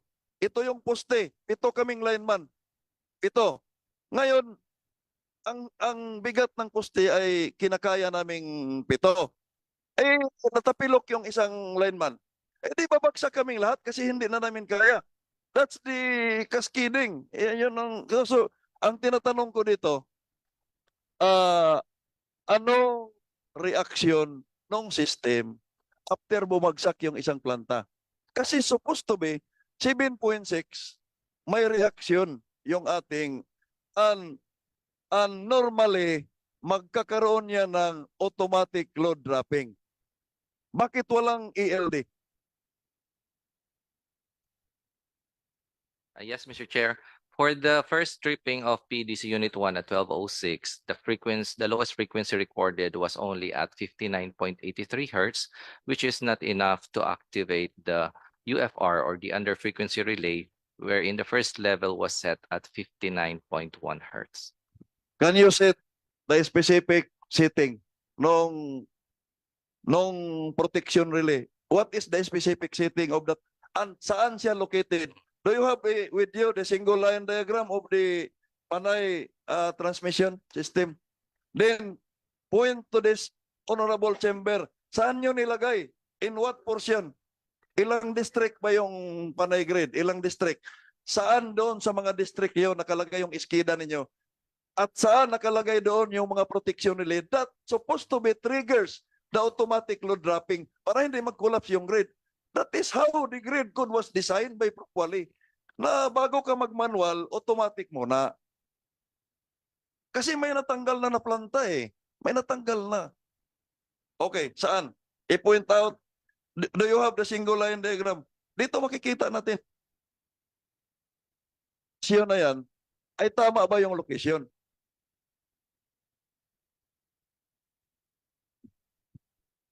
NGCP?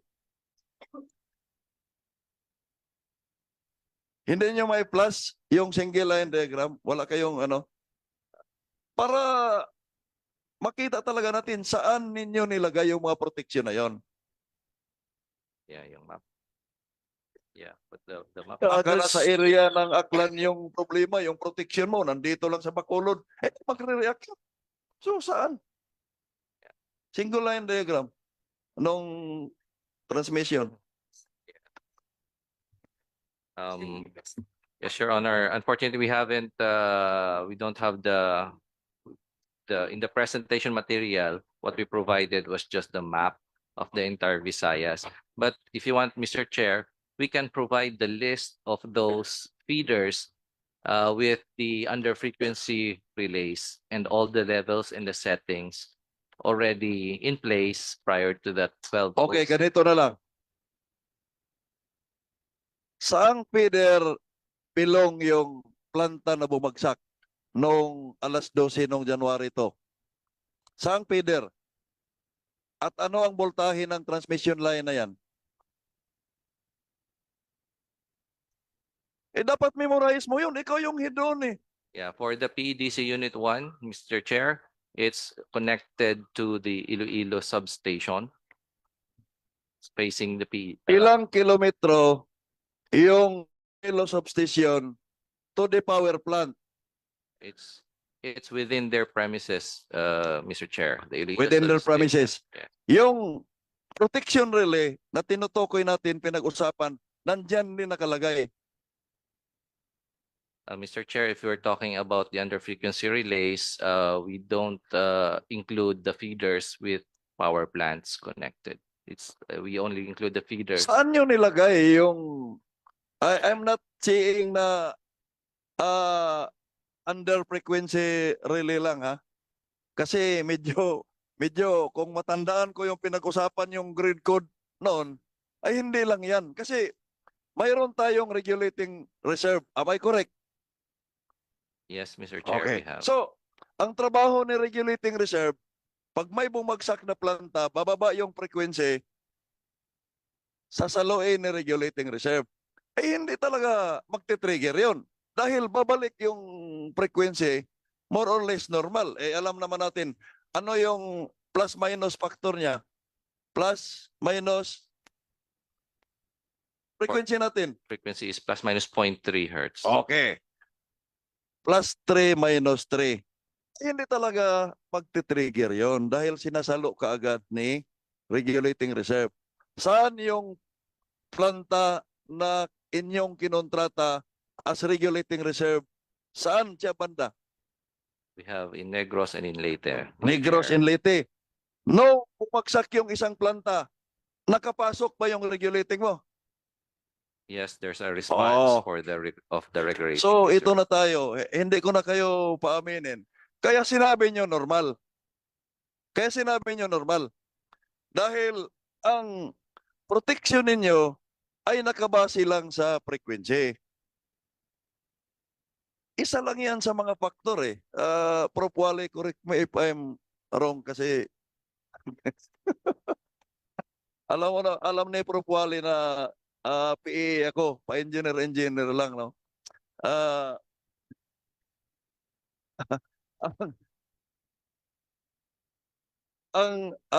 Mr. Chair, no, babalikan ko yung punto na yan. Babalikan ko kasi napaka-importante yung punto na yan kasi we are finding solution. So, second round, Mr. Chair. Yes, thank you, Honorable Dagoc. Proceeding, can we hear from Honorable Defensor? Thank you, Mr. Chair. Mr. Chair, I have with me the presentation of NGCP, one of the slides, and it reads, proximate cause, multiple unplanned outages of power plants, no transmission issue. DOE, Transco, do you agree? Yes or no lang? As reported po ng mga GenCos, no. Transco, do you agree that there is no transmission issue? Yes or no lang? If I may qualify, Your Honor, kasi the transmission also would include voltage. And therefore, there is also a problem with the voltage which is connected to the But do you transmission. agree? Proximate cause, multiple unplanned outages of power plants, no transmission issue. Do you agree? No, sir. Thank you. That's a good starting point for the committee, Mr. Chair, in drafting our committee report. And for NGCP, on January 2 at 12:06, there was no significant incident notice issued and no reports to DOE, which usually receives reports every 30 minutes, every day. Can NGCP tell us why there was no significant incident notice and no reports from 10:30 a.m. to 3 p.m. in the afternoon on January 2 at 12:06? NGCP? Sir, for the significant incident report, we have a criteria in the PGC. So yung po kasing tripping is based on PGC, significant incident reports comprises of number 1, multiple tripping of generator with ALD. So yung case po kasi nito, tripping of single generator without ALD. Although dun sa part po ng PGC may nakalagay may nakalagay na some others that may be included as defined by IGMC. Okay, Transco, do you agree? Ano po, 2.7. DOE, do you agree? Again po, based dun sa mga nakalap naming information, no. DOE and Transco disagrees. Can you tell us why there were no reports to DOE from 10:30 to 3 p.m.? NGCP. NGCP? Ba't nawala bigla yung mga reports every 30 minutes? Simula alas 10:30 hanggang alas 3 ng hapon. Yes sir, are you talking the Viber update po ba? Yes. Opo. Regarding dun sa Viber, tingnan po natin kasi semi-automatic po yun. Kaya nung afternoon na po siya napunta lahat kung mapansin nyo. Di ako naniniwala doon. Hindi po, You will be checking, sir, kung ba't naputol po ng 10:30. Ngayon nyo lang i-check, ibig sabihin ilang araw na nakalipas, di nyo alam bakit wala kayong report sa DOE ng 5 oras? Eh may nag-shutdown ng isang planta? Nag-report lang kayo simula nung nag-multiple tripping? Yes, sir. Yung tripping po is 12:06. So kung yung problem po is 10:30, I think hindi pa po siya related. Chair, kung nagsisinungaling yan, dali mo sa final committee report ha? Opo. Okay. Wait, Honorable Defensor, let me just medyo i-clear natin. Before that, the last message was 10:30, correct? As 10 o'clock, 9:30 nag-report sila? They reported at 9:30, they reported at 10. So every 30 minutes from 10 o'clock, they were reporting. But from 10 o'clock onwards till 3 p.m., no more reporting. There are no reports from 10:30 to 3 o'clock. In fact, if I may emphasize, I personally requested in the Viber group the posting of those data. Okay. So Honorable Defensor, I'm just like trying to clarify. So That's the most crucial period. exactly. Mr. Chair. Although it's not really a requirement, but it's an agreement made between DOE and GCP, ERC, and all those members of the Viber group, mainly because of the incident that happened back in April. And that's the reason why they created that Viber group.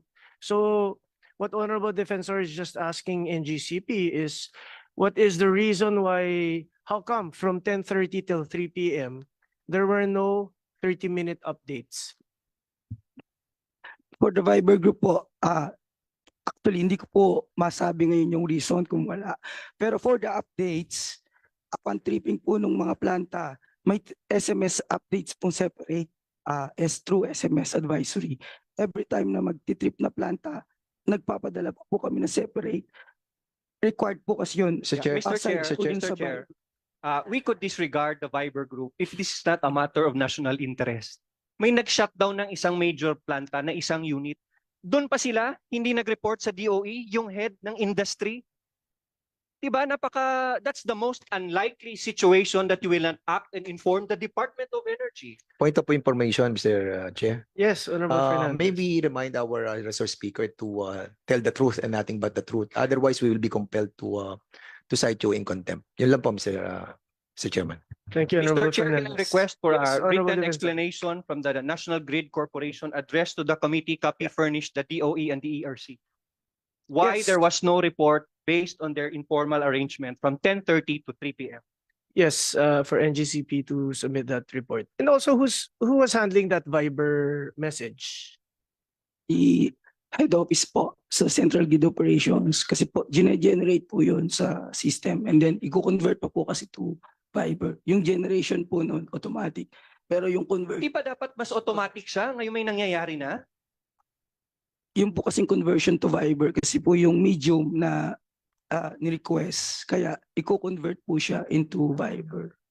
Doon po meron po kaming Central Grid Operations. Sila po yung magkukonvert. Okay, so just please include the explanations in the report. Yes, Honorable Defensor, you may continue. Mr. Chair, may I request ASEC Marasigan to be recognized? Yes, DOE Asik Marisigan. Thank you very much, Mr. Chair. I'm one of those monitoring this report. And just to cite how fast they can generate the report. Now it's at 12:43. The report that should have been provided was 12:30. It was posted at 12:38. So it's a matter of 8 minutes. Thank you. When there is no significant incident right now. Mr. Chair, we will wait for that written explanation. Yes. Mr. Chair, lastly, going to ERC, I understand that there was an investigation conducted for the April 2023 incident. Can I ask the ERC, what's the result of the independent investigation by ERC to address future blackouts such as the January 2 blackout? Yes, Ma'am Dimalanta, our chairperson of ERC. Thank you, Your Honor. The April incident was investigated by the Interim Grid Management Committee. This was the group of experts. They submitted their recommendation to the ERC. We facilitated the discussion with NGCP because all of the recommendations required actions of NGCP, including coordination with the generating plants, several simulations that were required of NGCP of several scenarios, contingencies, and as I mentioned earlier, as of the November report of NGCP, they indicated all of these measures, almost all. I think only one remained as completed. So do you agree with me by a yes or no answer that among your recommendation that NGCP coordinate with the stakeholders, they failed to coordinate for the January 2 incident? From the current records, yes, Your Honor. Thank you. That's all, Mr. Chair. Yes, thank you, Honorable Defensor. But also, if I may ask, Chairperson Di Malanta, you said that the interim grid management committee who did the investigation made simulations. No, Your Honor, they recommended the conduct of simulations by. Mm. But was there any simulations done after the recommendation? Yes, there were. based on the report of NGCP, yes, Your Honor. So based on Including their the report, undervoltage. was that confirmed by ERC that they really did simulations? Because in the November, it was a short report that they submitted in November. We ordered them to submit the detailed reports. They have not submitted the detailed reports, Your Honor. How long was that? November was the short report. We required them again, when was that? January. January, Your Honor. Yes, thank you, Honorable Di Malanta. So proceeding, we have Honorable Manuel. Thank you, Mr. Chair. Mr. Chair, nais ko pong balikan ang binanggit kanina ng resource person natin from Eleco 3 na if I can recall correctly, ang nabanggit po ay static compensator. A static bar compensator po. Yes, can the resource person explain ano po ang purpose nun para din mas ma-enlighten ang komite at ating mga kababayan? Yes, Attorney Balsomo. Actually, Mr. Chair, Honorable Manuel, the static bar compensator is among the instruments mentioned in the grid code to control the voltage and to achieve and manage their active power to ensure integrity and security in the grid. But to make the explanation simple, this is actually a regulating a smart device instrument that must be introduced in the grid in order to ensure that in case of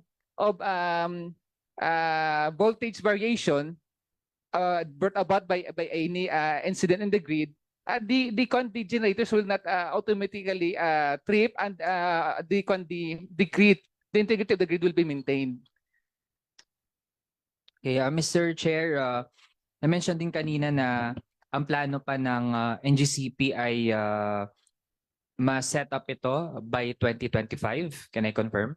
Yes, correct. This is based on our conversation with the NGC people on the ground. That's why, to add, Honorable Manuel, we asked them why wait for 2025, given that the situation right now is emergency in nature, and power security is a matter of national security. There must be a sense of urgency that this smart instrumentation must be introduced in the grid soonest. Can we ask NGCP? How come it will be the date for the static bar will be put in place by 2025? Yes, sir. The target is 2025, second quarter. Why? The question is why?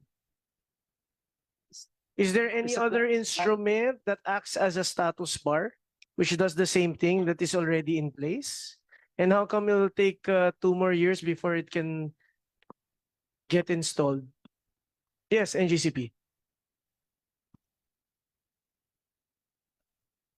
Good afternoon, Mr. Chair. Yes, static. This static or STATCOM is part of our Voltage Improvement Project 2. It's a project package consisting of several other reactive compensation equipment, and this is among the projects that we filed for approval. And this the second quarter 2025 completion is considered the complete process. We are in the procurement stage, so the realistic completion of this STATCOM would be second quarter of 2025. Mr. Chair, I'm curious kung meron bang kahit anumang pamamaraan na mapapabilis iyan, lalo na kung binabanggit na ating mga distribution utilities na napakatagal pa bago or kung antay natin yung nabanggit na timeline ng NGCP. NGCP?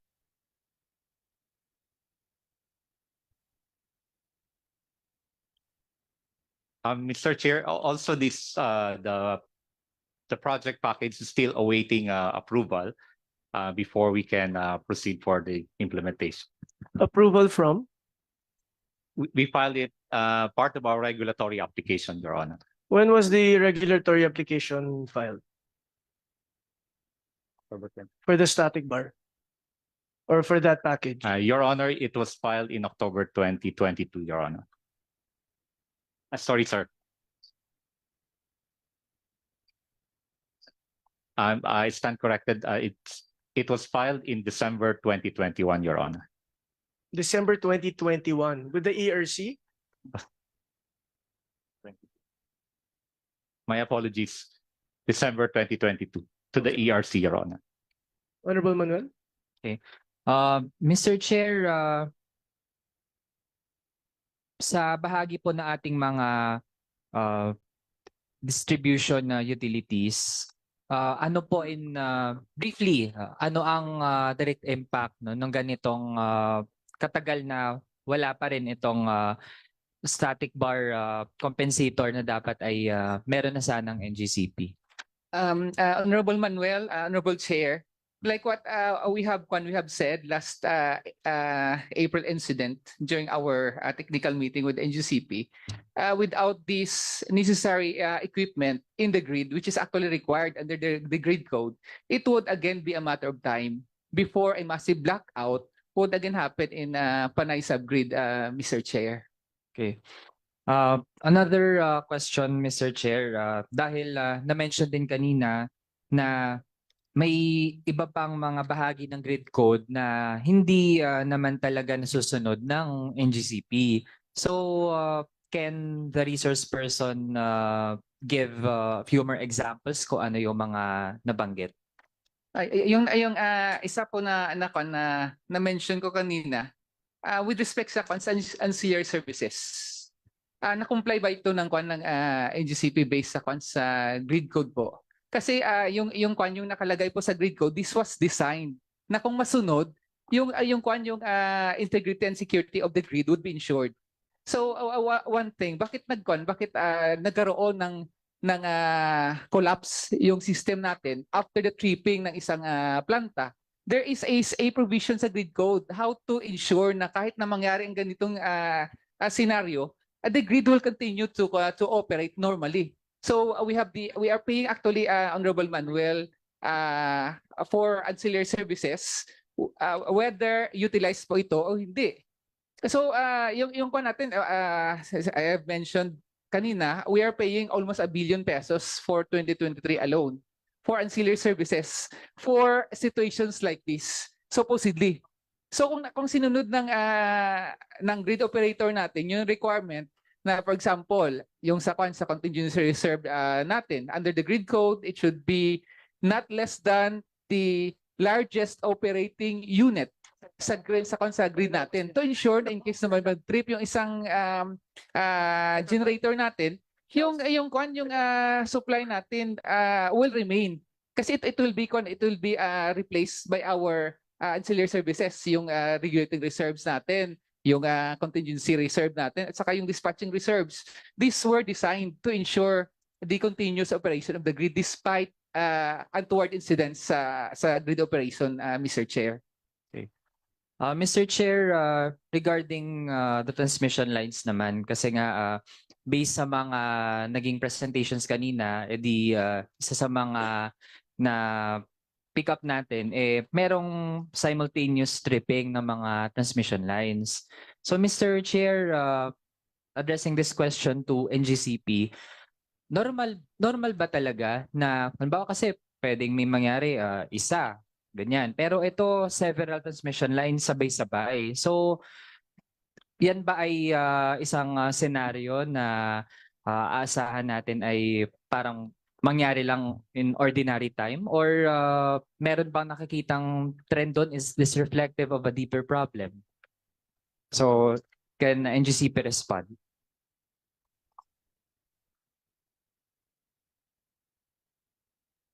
Yes, for this one, there's a possibility if we don't have corrective improvements. And may I say, Mr. Chair, that these improvements are not limited only to transmission.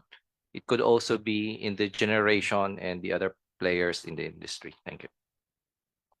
Mr. Chair, mula dun sa sagot, kasi dahil nga ang buong problem naman it involves multiple entities eh.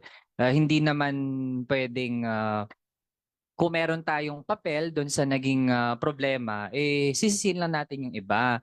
Mr. Chair, tingin natin ito ay naging isang epekto ng kung gaano ka deregulated ngayon ng ating electricity or yung paano natin ina-ensure ang kuryente para sa ating mga kababayan. Kasi based sa ganitong response, still ini-insist ng NGCP na or hanggang ngayon hugas kamay pa din siya, Mr. Chair, kahit na hinihingi natin talaga yung maayos na mga sagot, no, for us to really move forward.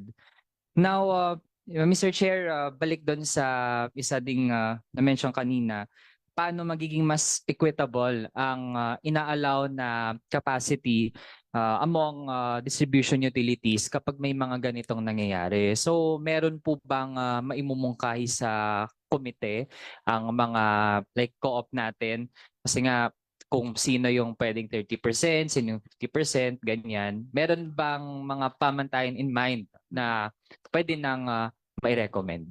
Actually, Honorable Manuel, Attorney Balsong, for an orderly conduct, please wait until I recognize you before you. I apologize. Mr. Yes. That will already be your last question, Honorable Manuel. Yes, Thank you, Mr. Attorney Chair. Balsoma, if you can answer. Actually, Honorable Chair, Honorable Manuel, we have submitted our recommendations with the NEA together with our narrative report, which we believe were also forwarded to the DOE. And among our recommendations there is for the updating of the UFR, the under frequency relay settings ng NGCP. Usually it is the NGCP na nagsiset po nito. In case magkaroon na imbalance between supply and demand, based sa automatic load dropping, sino ba yung mauna, second yung mga priorities? These are all set by the NGCP and they should be periodically updated, Honorable Manuel. Kasi hindi naman pwede na yung yung last dito sa priority will remain last. So dapat may nagkaroon siya ng rotational na schedule. Yun yung nangyayari. But right now, to the best of our knowledge, hindi po kami na-update regarding this schedule of UFR from the grid operator natin. Okay, thank you. Thank you, Mr. Chair. I think Yusek Sharon would want to add something. I just wanted to add on the transmission side, kung ano yung, because we've been mentioning the Cebu Negros Panay. Yeah. The Cebu Negros Panay, just to update the honorable members, it was originally scheduled on 2020.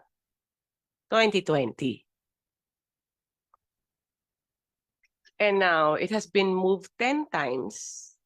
Itong estimated time of completion, 10 times na. And when the April 2023 blackout happened, NGCP committed, I think in public pa, and in Congress also, that they will finish on August 2023. Tapos, nangyari to. But the next commitment, the 10th commitment is yes, March 2024. In addition to the CNP project, there are 13 or 12 other projects that even if you have a strong backbone, but your substations are not upgraded, then hindi mama-maximize din yun. And I can give the committee a list of all these Western Visayas projects na iba dyan 5 times na na-delay, 4 times, iba pa for the future pa.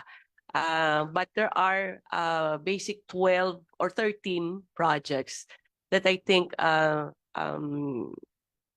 siguro yan, one solution just to make sure that it doesn't happen again is to fast track this and review the TDP and the scheduling, Mr. Chair. Yeah. Thank you. Thank you. I-add ko lang, Yes. Mr. Chair, I'm sorry, that the reason usually is right of way and permit. Right. But I've been meeting with NGCP and all the agencies concerned.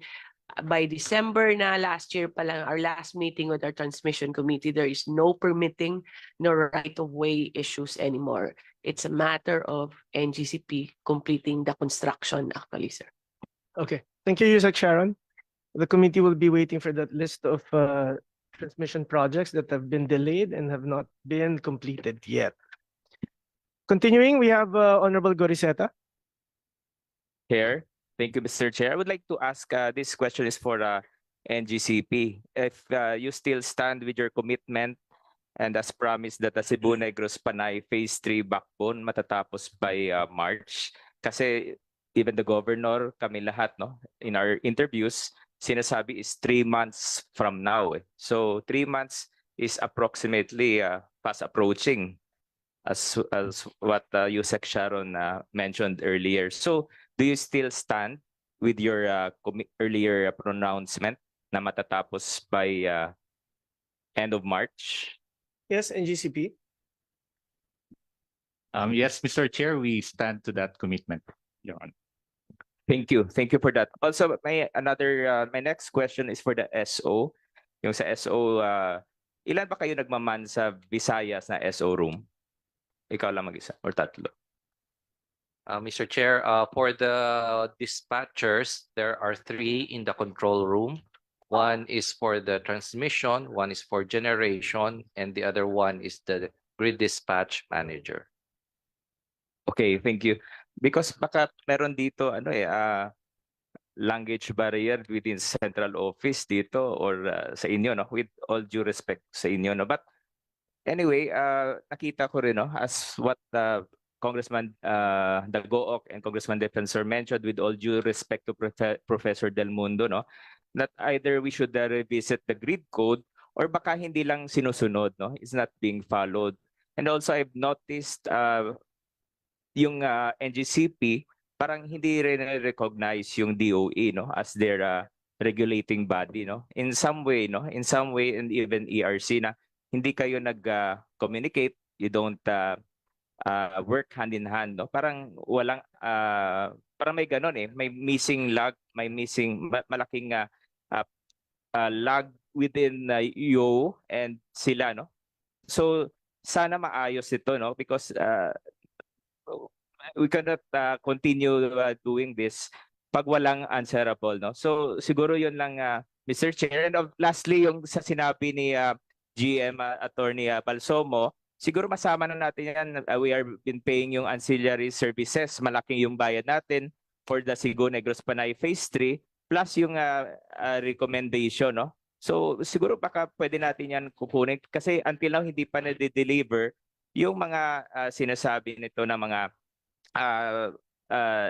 electric cooperatives. At the same time, yung mga stakeholders na dapat matatapos ito kasi pass on to nagbabayad na yung mga tao, and if ever siguro we demand, no, a refund for those who were affected in this 4-day power blackout. Yun na lang siguro yung pwede natin mabigay na konsuelo sa kanila. So that would be all, Mr. Chair, and thank you, my dear colleagues here in the House. Thank you, Honorable Goriseta. Continuing, we recognize Honorable Castro.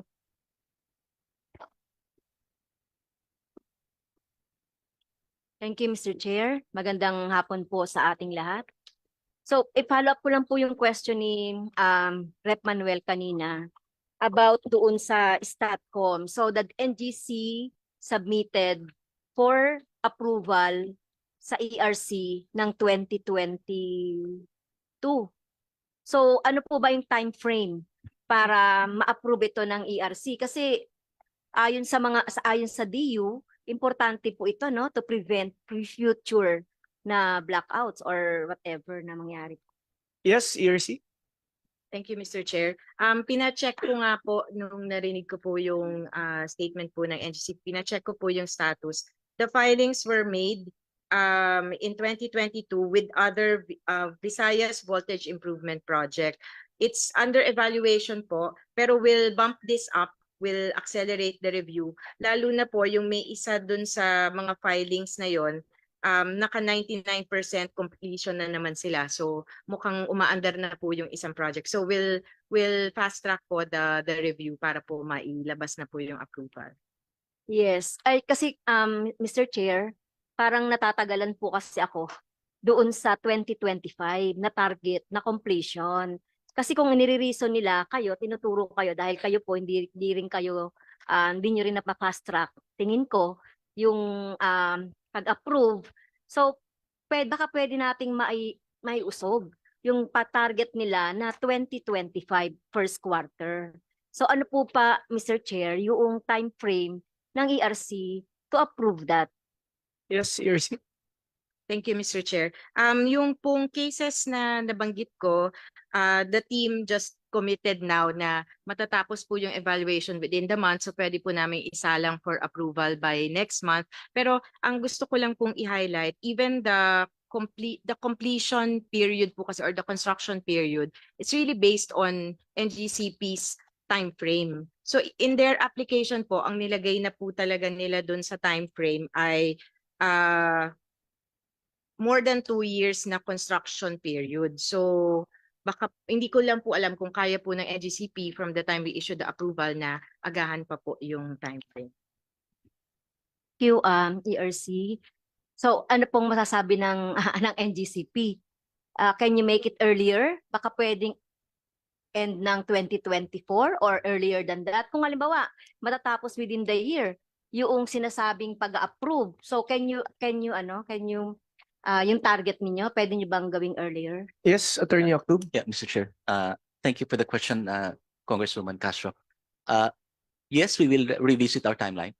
And if possible, we will compress the dates between now and the second quarter of 2025 for us to finish the project earlier. But again, I also would like to go back to the statement of Chair Mona de Malanta that, in fact, we have already started the implementation of the project, even if this has still to be approved by ERC.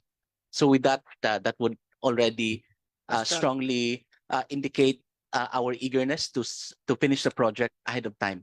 So as to the request, whether we can finish the project earlier than the original target date, we will revisit the timeline if we can compress some activities in order to finish the project. We are willing to sit down with the cooperatives on this matter, Mr. Chair. Yes, thank you. Yes, Honorable Castro. Yes, thank you, Mr. Chair. Kailangan natin kahit pa paano makapagkuha tayo ng resolution, ma-resolve itong part na ito dahil ito yung recommendation ng DU, no, to prevent yung mga future na problems natin sa blackout.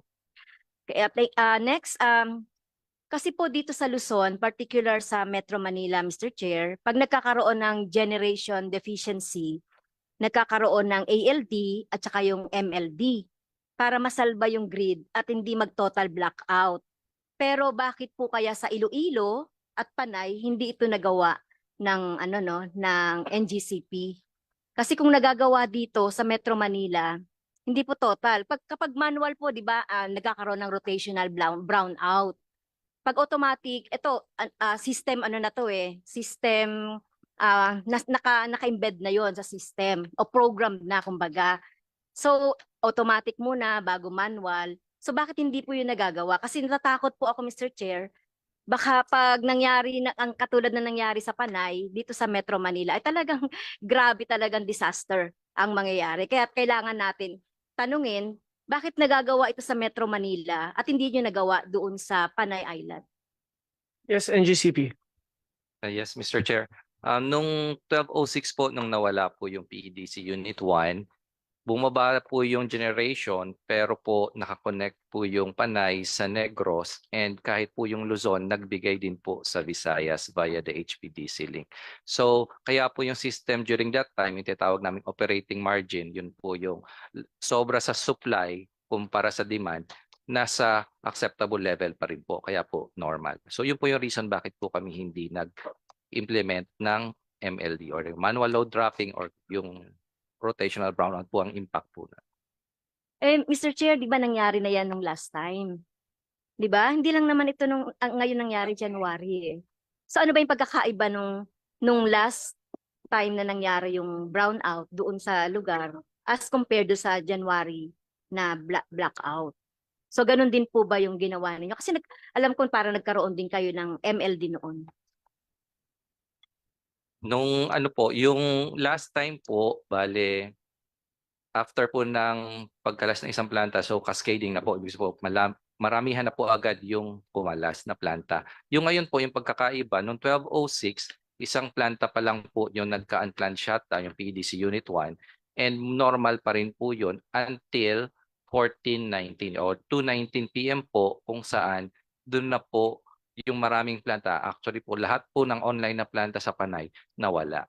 So after po dyan, dun po ngayon nag-implement nung unti-unting pag-restore.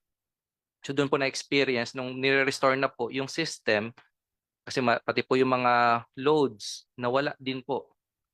So kapag pumapasok na po yung ibang planta, dun po rin namin ina-accommodate yung mga loads. So dun po sa period na yon after 14:19 or 2:19 PM or actually 3:07 PM nung nawala totally yung Panay.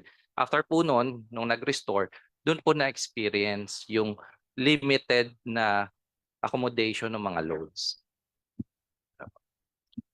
Okay, Mr. Chair. So that is very technical ano. So ano ba yung dapat na nakapigil sa ganung pangyayari po? Kung kayo po yung hindi niyo na control yung situation, pero ano tingin niyo yung pwedeng makapigil sa ganung sitwasyon? Mr. Chair. Yes, please. Yes. Opo. Una po, yung mga naghahanda po yung grid no sa N-1. Ano po yung isang ng N-1 kapag po nawala yung isang, let's say, planta, isang unit.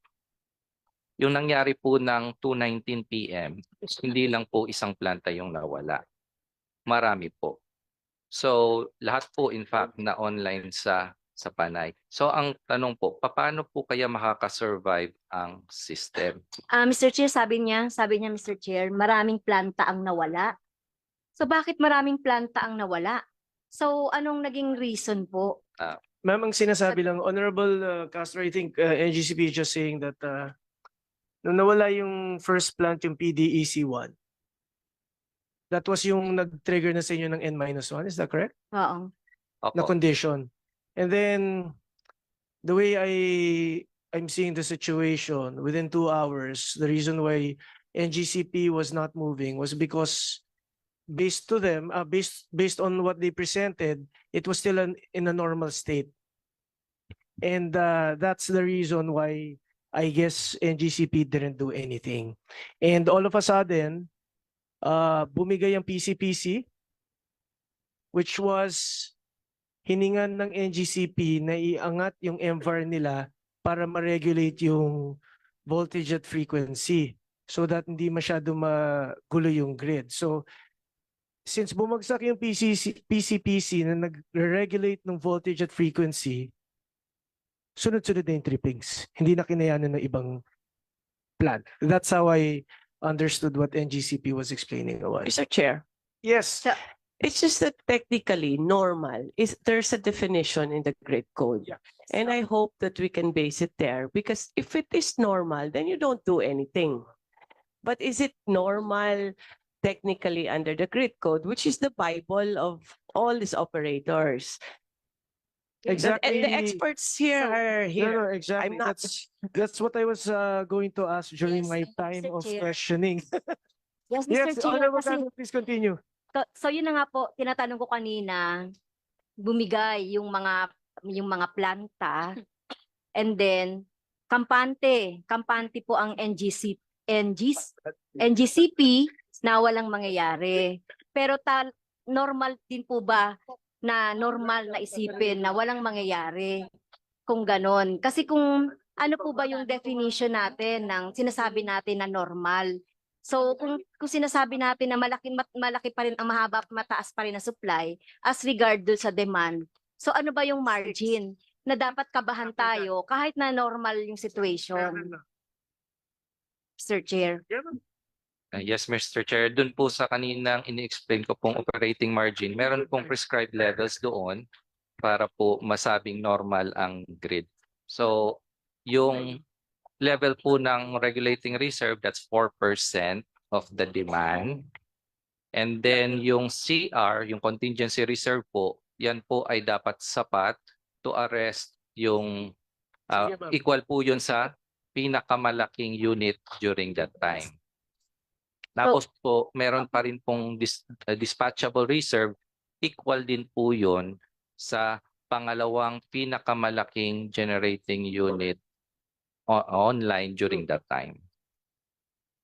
Okay, so tingin nyo ba sapat yung na-generate o na-kontrata ninyo na reserves para dun sa sinasabi ninyo, no? Kasi totoo ba na nakakontrata kayo ng sapat na reserve para sa Visayas? Sapat po ba itong mga sinasabi ninyong reserve to tell na normal at within the limit lang po yung sinasabi natin na normal? That will be your last question, Honorable Castro. Yes, NGCP, can you please answer?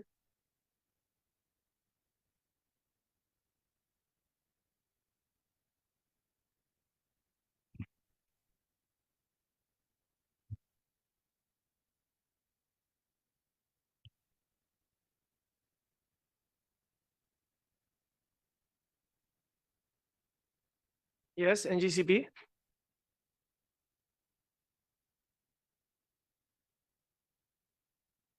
Can I ask Honorable Castro to repeat the question? Ma'am? Well, binabanggit po na NGCP, Mr. Chair, kanina yung iba't ibang mga reserves. So sinasabi natin, ano ba yung normal situation para hindi rin kabahan? Kasi merong mga normal situation na dapat forward-looking din tayo na baka may mangyari. So meron po ba kayong meron po ba kayong tinatawag na sapat na reserves, especially dito sa Visayas?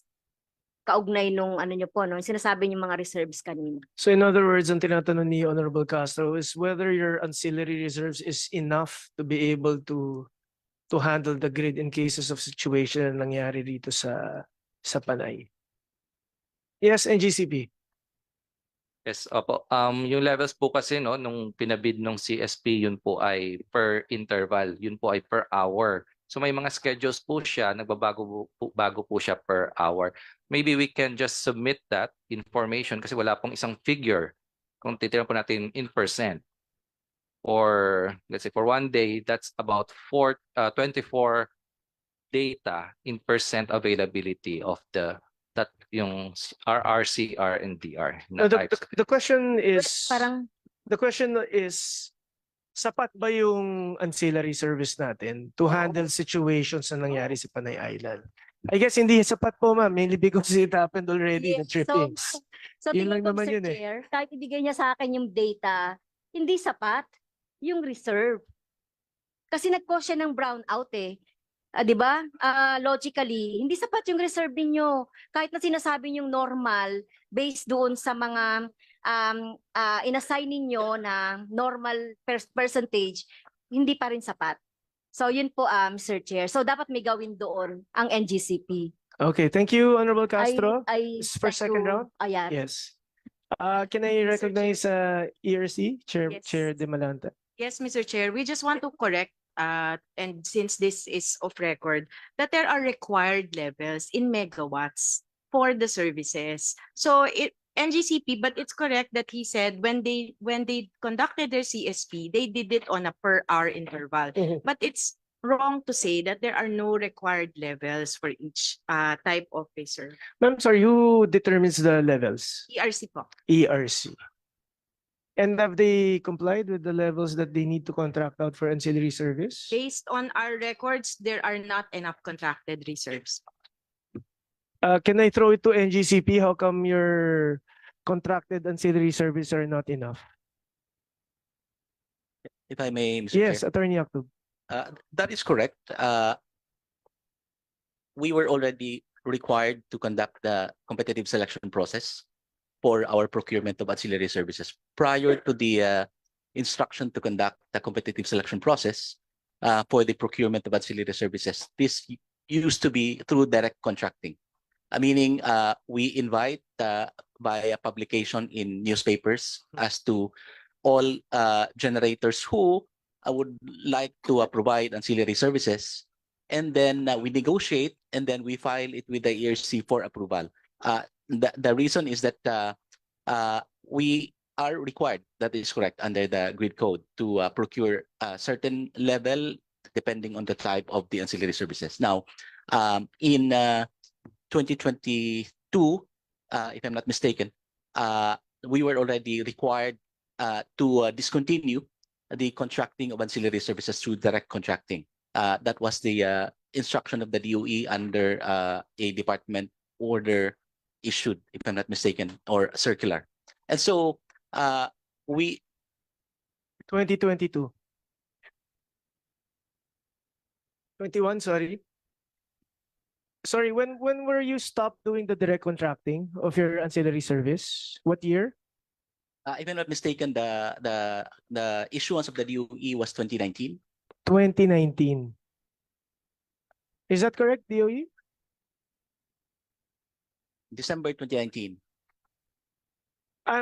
Yes, Chairperson Dimalanta. Thank you. I think NGCP was referring to the 2019 DOE circular po, requiring them to procure via a competitive selection process. But that CSP was not complied with until 2022 when we issued the show cause order po to NGCP. So I'll throw the question back to NGCP. How come you didn't comply and it took you 3 years before you conducted your CSP?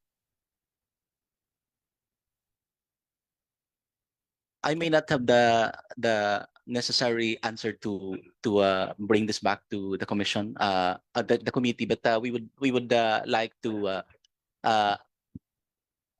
because the issues are not only legal, but there are also technical issues that we wrote the DOE for the DOE to consider and maybe clarify in so far as if we can amend the circular and consider our points. So that was actually one of the reasons why from the time it was issued up to 2022, there was no CSP conducted. Nevertheless, while it was only in 2022 that the CSP was conducted, that also did not prevent us from continuing procuring ancillary services.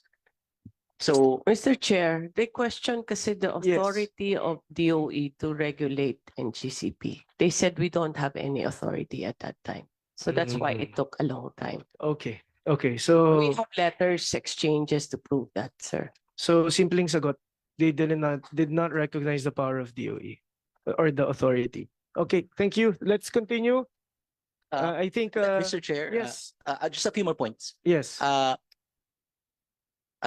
When NGCP has already conducted a CSP, this is what we would like to emphasize. Yes. We can conduct the CSP, and the CSP that was conducted in 2022, the terms of reference were approved by the Department of Energy. And so we have already complied with that. The one thing that we would like to emphasize, Iwan ko na sa'yo one question. one thing we would like to emphasize is that while we have conducted the CSP, the interest of the generators to join the CSP is beyond our control. So therefore, while we opened the entire requirement as provided by the code for the generators to submit offers if they are interested, again, the end result of this is that it would still depend on the interest of the ancillary service providers. Of course, they are generators to join the ancillary services, and and provide ancillary services. So that's just one matter that we would like to emphasize, Mr. Chair. Thank you, NGCP. We'll leave that Mr. Chair, issue. quick And yes. interjection, please. Okay, okay. Yeah, Mr. Chair, if I may we request that the nuance on the procurement, whether this is intentional or unintentional, so that there can be finger pointing and blaming others, be included in the report. Yes, Yeah, yes. further, Mr. Chair, may I inquire if the committee secretariat has boxing gloves? Because, Mr. Chair, if you have boxing gloves, then it will prevent your fingers from pointing at others. And we can recognize the problem so that we can have solutions. Thank you, Mr. Chair. Exactly. Thank you for that, Honorable Garin. So let's leave that issue first. I think Honorable Benitez would want to further propound on that issue later during his time. Continuing, thank you, Honorable Castro. May I now, we now proceed, and I like to recognize Honorable Baronda. Thank you so much, Mr. Chair, colleagues. Good afternoon once again. I just wanted to reiterate some other questions that has been raised by some of the members, my colleague. Mr. Chair, sa unang pagdinig tungkol sa blackout noong April 2023, itong load shedding or dropping ay narinig na din natin. Noong may problema sa Bacolod Silay Line, kinaumagahan may mga undervoltage na substation sa Panay at nag-trip ang power generation plants dahil sa undervoltage. Kaya during the August 15 hearing, sinabi ng NGCP na ilan sa mga safety net or hakbang ginawa nila. Ang tanong ko, review generator settings, ginawa niyo ba? Improve generation planning, improve information dissemination, effective use of emerging technologies, and information exchange. NGCP, nagawa niyo ba ito? NGCP? Yes, yung iba po doon tapos na po, yung iba for implementation pa po. So, yun po yung status ng mga recommendations kasi iba po long-term yung solution. Thank you. So, kaya yung reason pala, nagkaroon tayo ng ganitong blackout again dahil hindi natugunan ang promesa nyo dun sa committee noong August 15. Tama? Yes or no? NGCP. Yes, Mr. Chair. Just to add yung sa that kaninang question, yung answer is, yung iba po doon ay hindi rin po NGCP role. Yung recommendation like yung sa generation planning pa. Okay. Pero kasi kasama ito nung public hearing natin, nung committee hearing natin noong August 15, kayo mismo sinabi na nagsabi na meron kayong safety nets na ginawa at saka gagawin to make sure na hindi magkakaroon ng second blackout. So wag na tayong mag-deny, please. Accept na lang kung may kakulangan, move forward, gawin ang dapat gawin. Tama? Yes or no? Yes, Mr. Chair. Tama po. Good answer. Ngayon, may tanong ako. Siyempre, kailangan natin maghanap ng solusyon. We need to be innovative para at least makatulong tayo kasi yung prangkisa nyo, hindi naman yan forever. You have your own deliverables, di ba?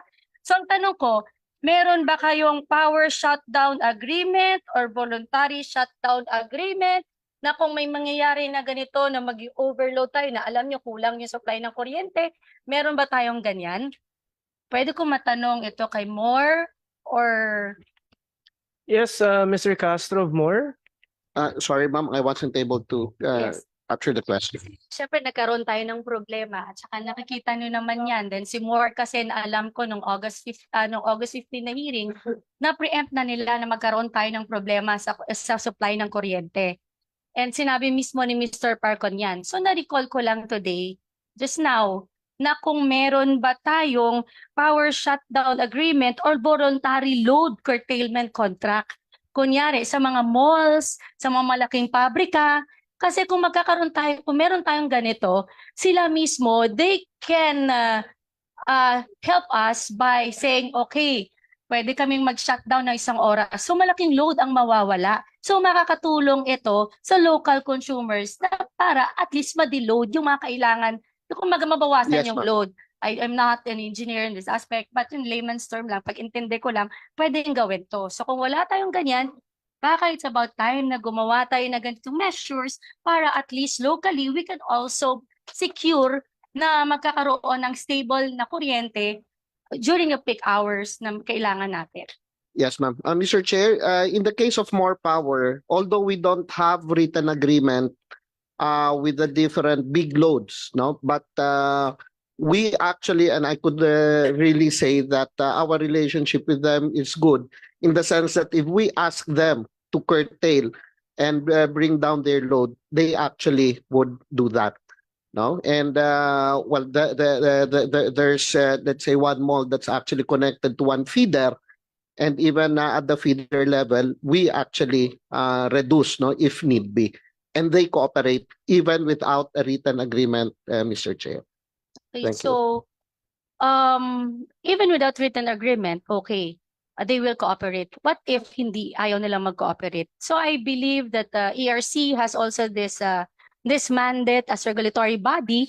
Baka panahon na po na ilagay nyo dyan sa mga dapat na requisites na kailangan to secure efficient, effective delivery of energy sa buong Pilipinas, especially to my district and Panay Island.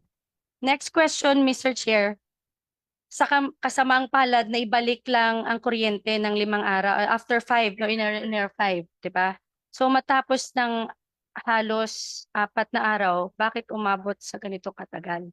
So sinabi kanina dahil magka-problema kay Concepcion plant, 150 megawatts.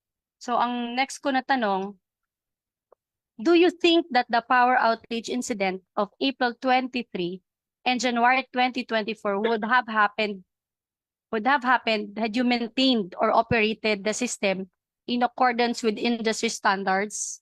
Because if not, the common good so requires, we might have to amend or repeal the franchise being given to you. So you're directing the question to NGCP? Yes, NGCP. Yes, we operated the grid in accordance to the Philippine Grid Code. Kung nag-ooperate kayo in accordance to Philippine Grid sa sinabi nyo, bakit based sa committee hearing last time, lumabas na 61% o 135 sa 219 na transmission development project na NGCP ang hindi nagawa sa takdang completion date. 86 sa mga ito ay natapos ng lampas sa tinakdang completion date. 49 naman ang kasalukuyan ongoing ngayon at lampas pa sa completion date. Sa 49 na binanggit mula noong nakarang hearing, ilan ang natapos dito, Mr. Chair? NGCP.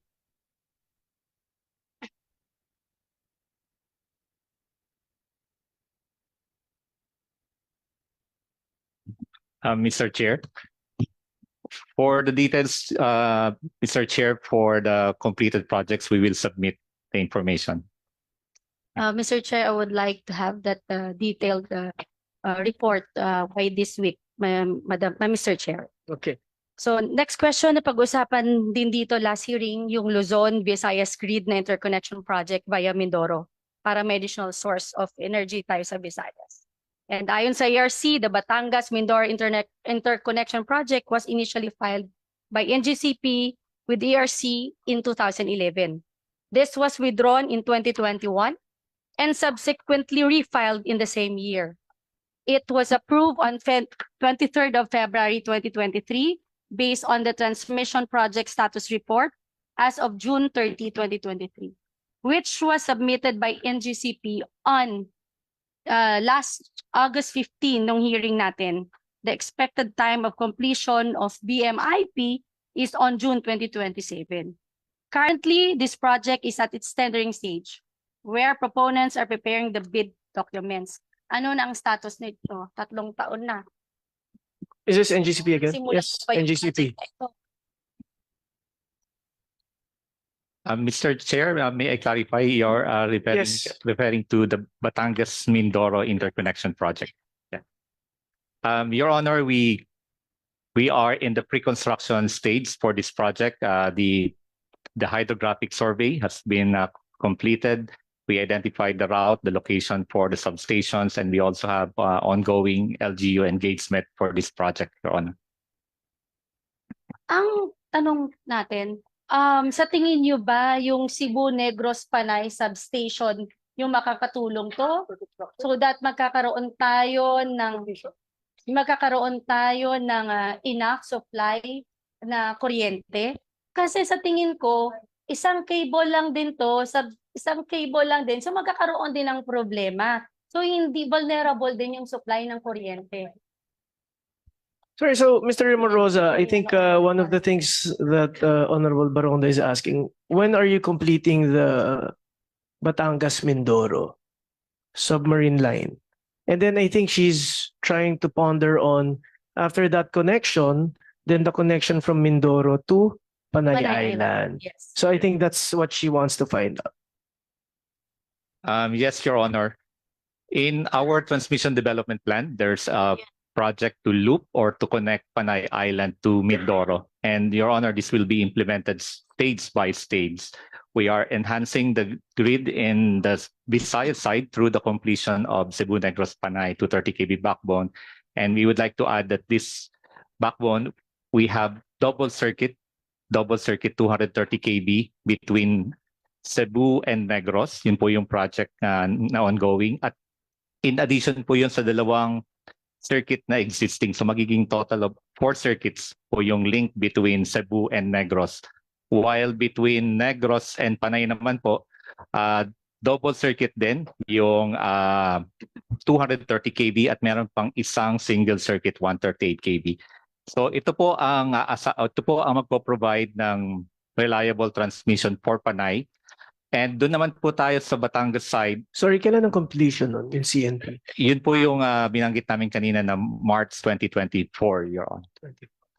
Mr. Chair, gusto ko lang kasi itanong, yung CNP project ba talaga tugon ito o makakatulong ito sa power shortage? Kasi hindi naman tayo highly technical na tao, but syempre, baka maging vulnerable ito kasi isang substation pa rin.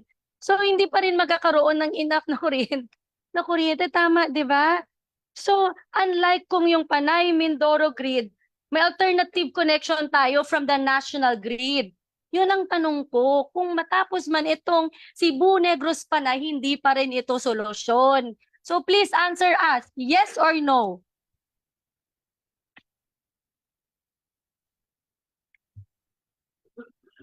Yes or no? Yes or no, Honorable Baronda, to whether it's Assured ba tayo hindi na magkakaroon ng blackout kung matapos itong Cebu Negros Panay? yeah, I think that's the first question. If the Cebu Negros Panay, which will be completed by March 2024, is that correct?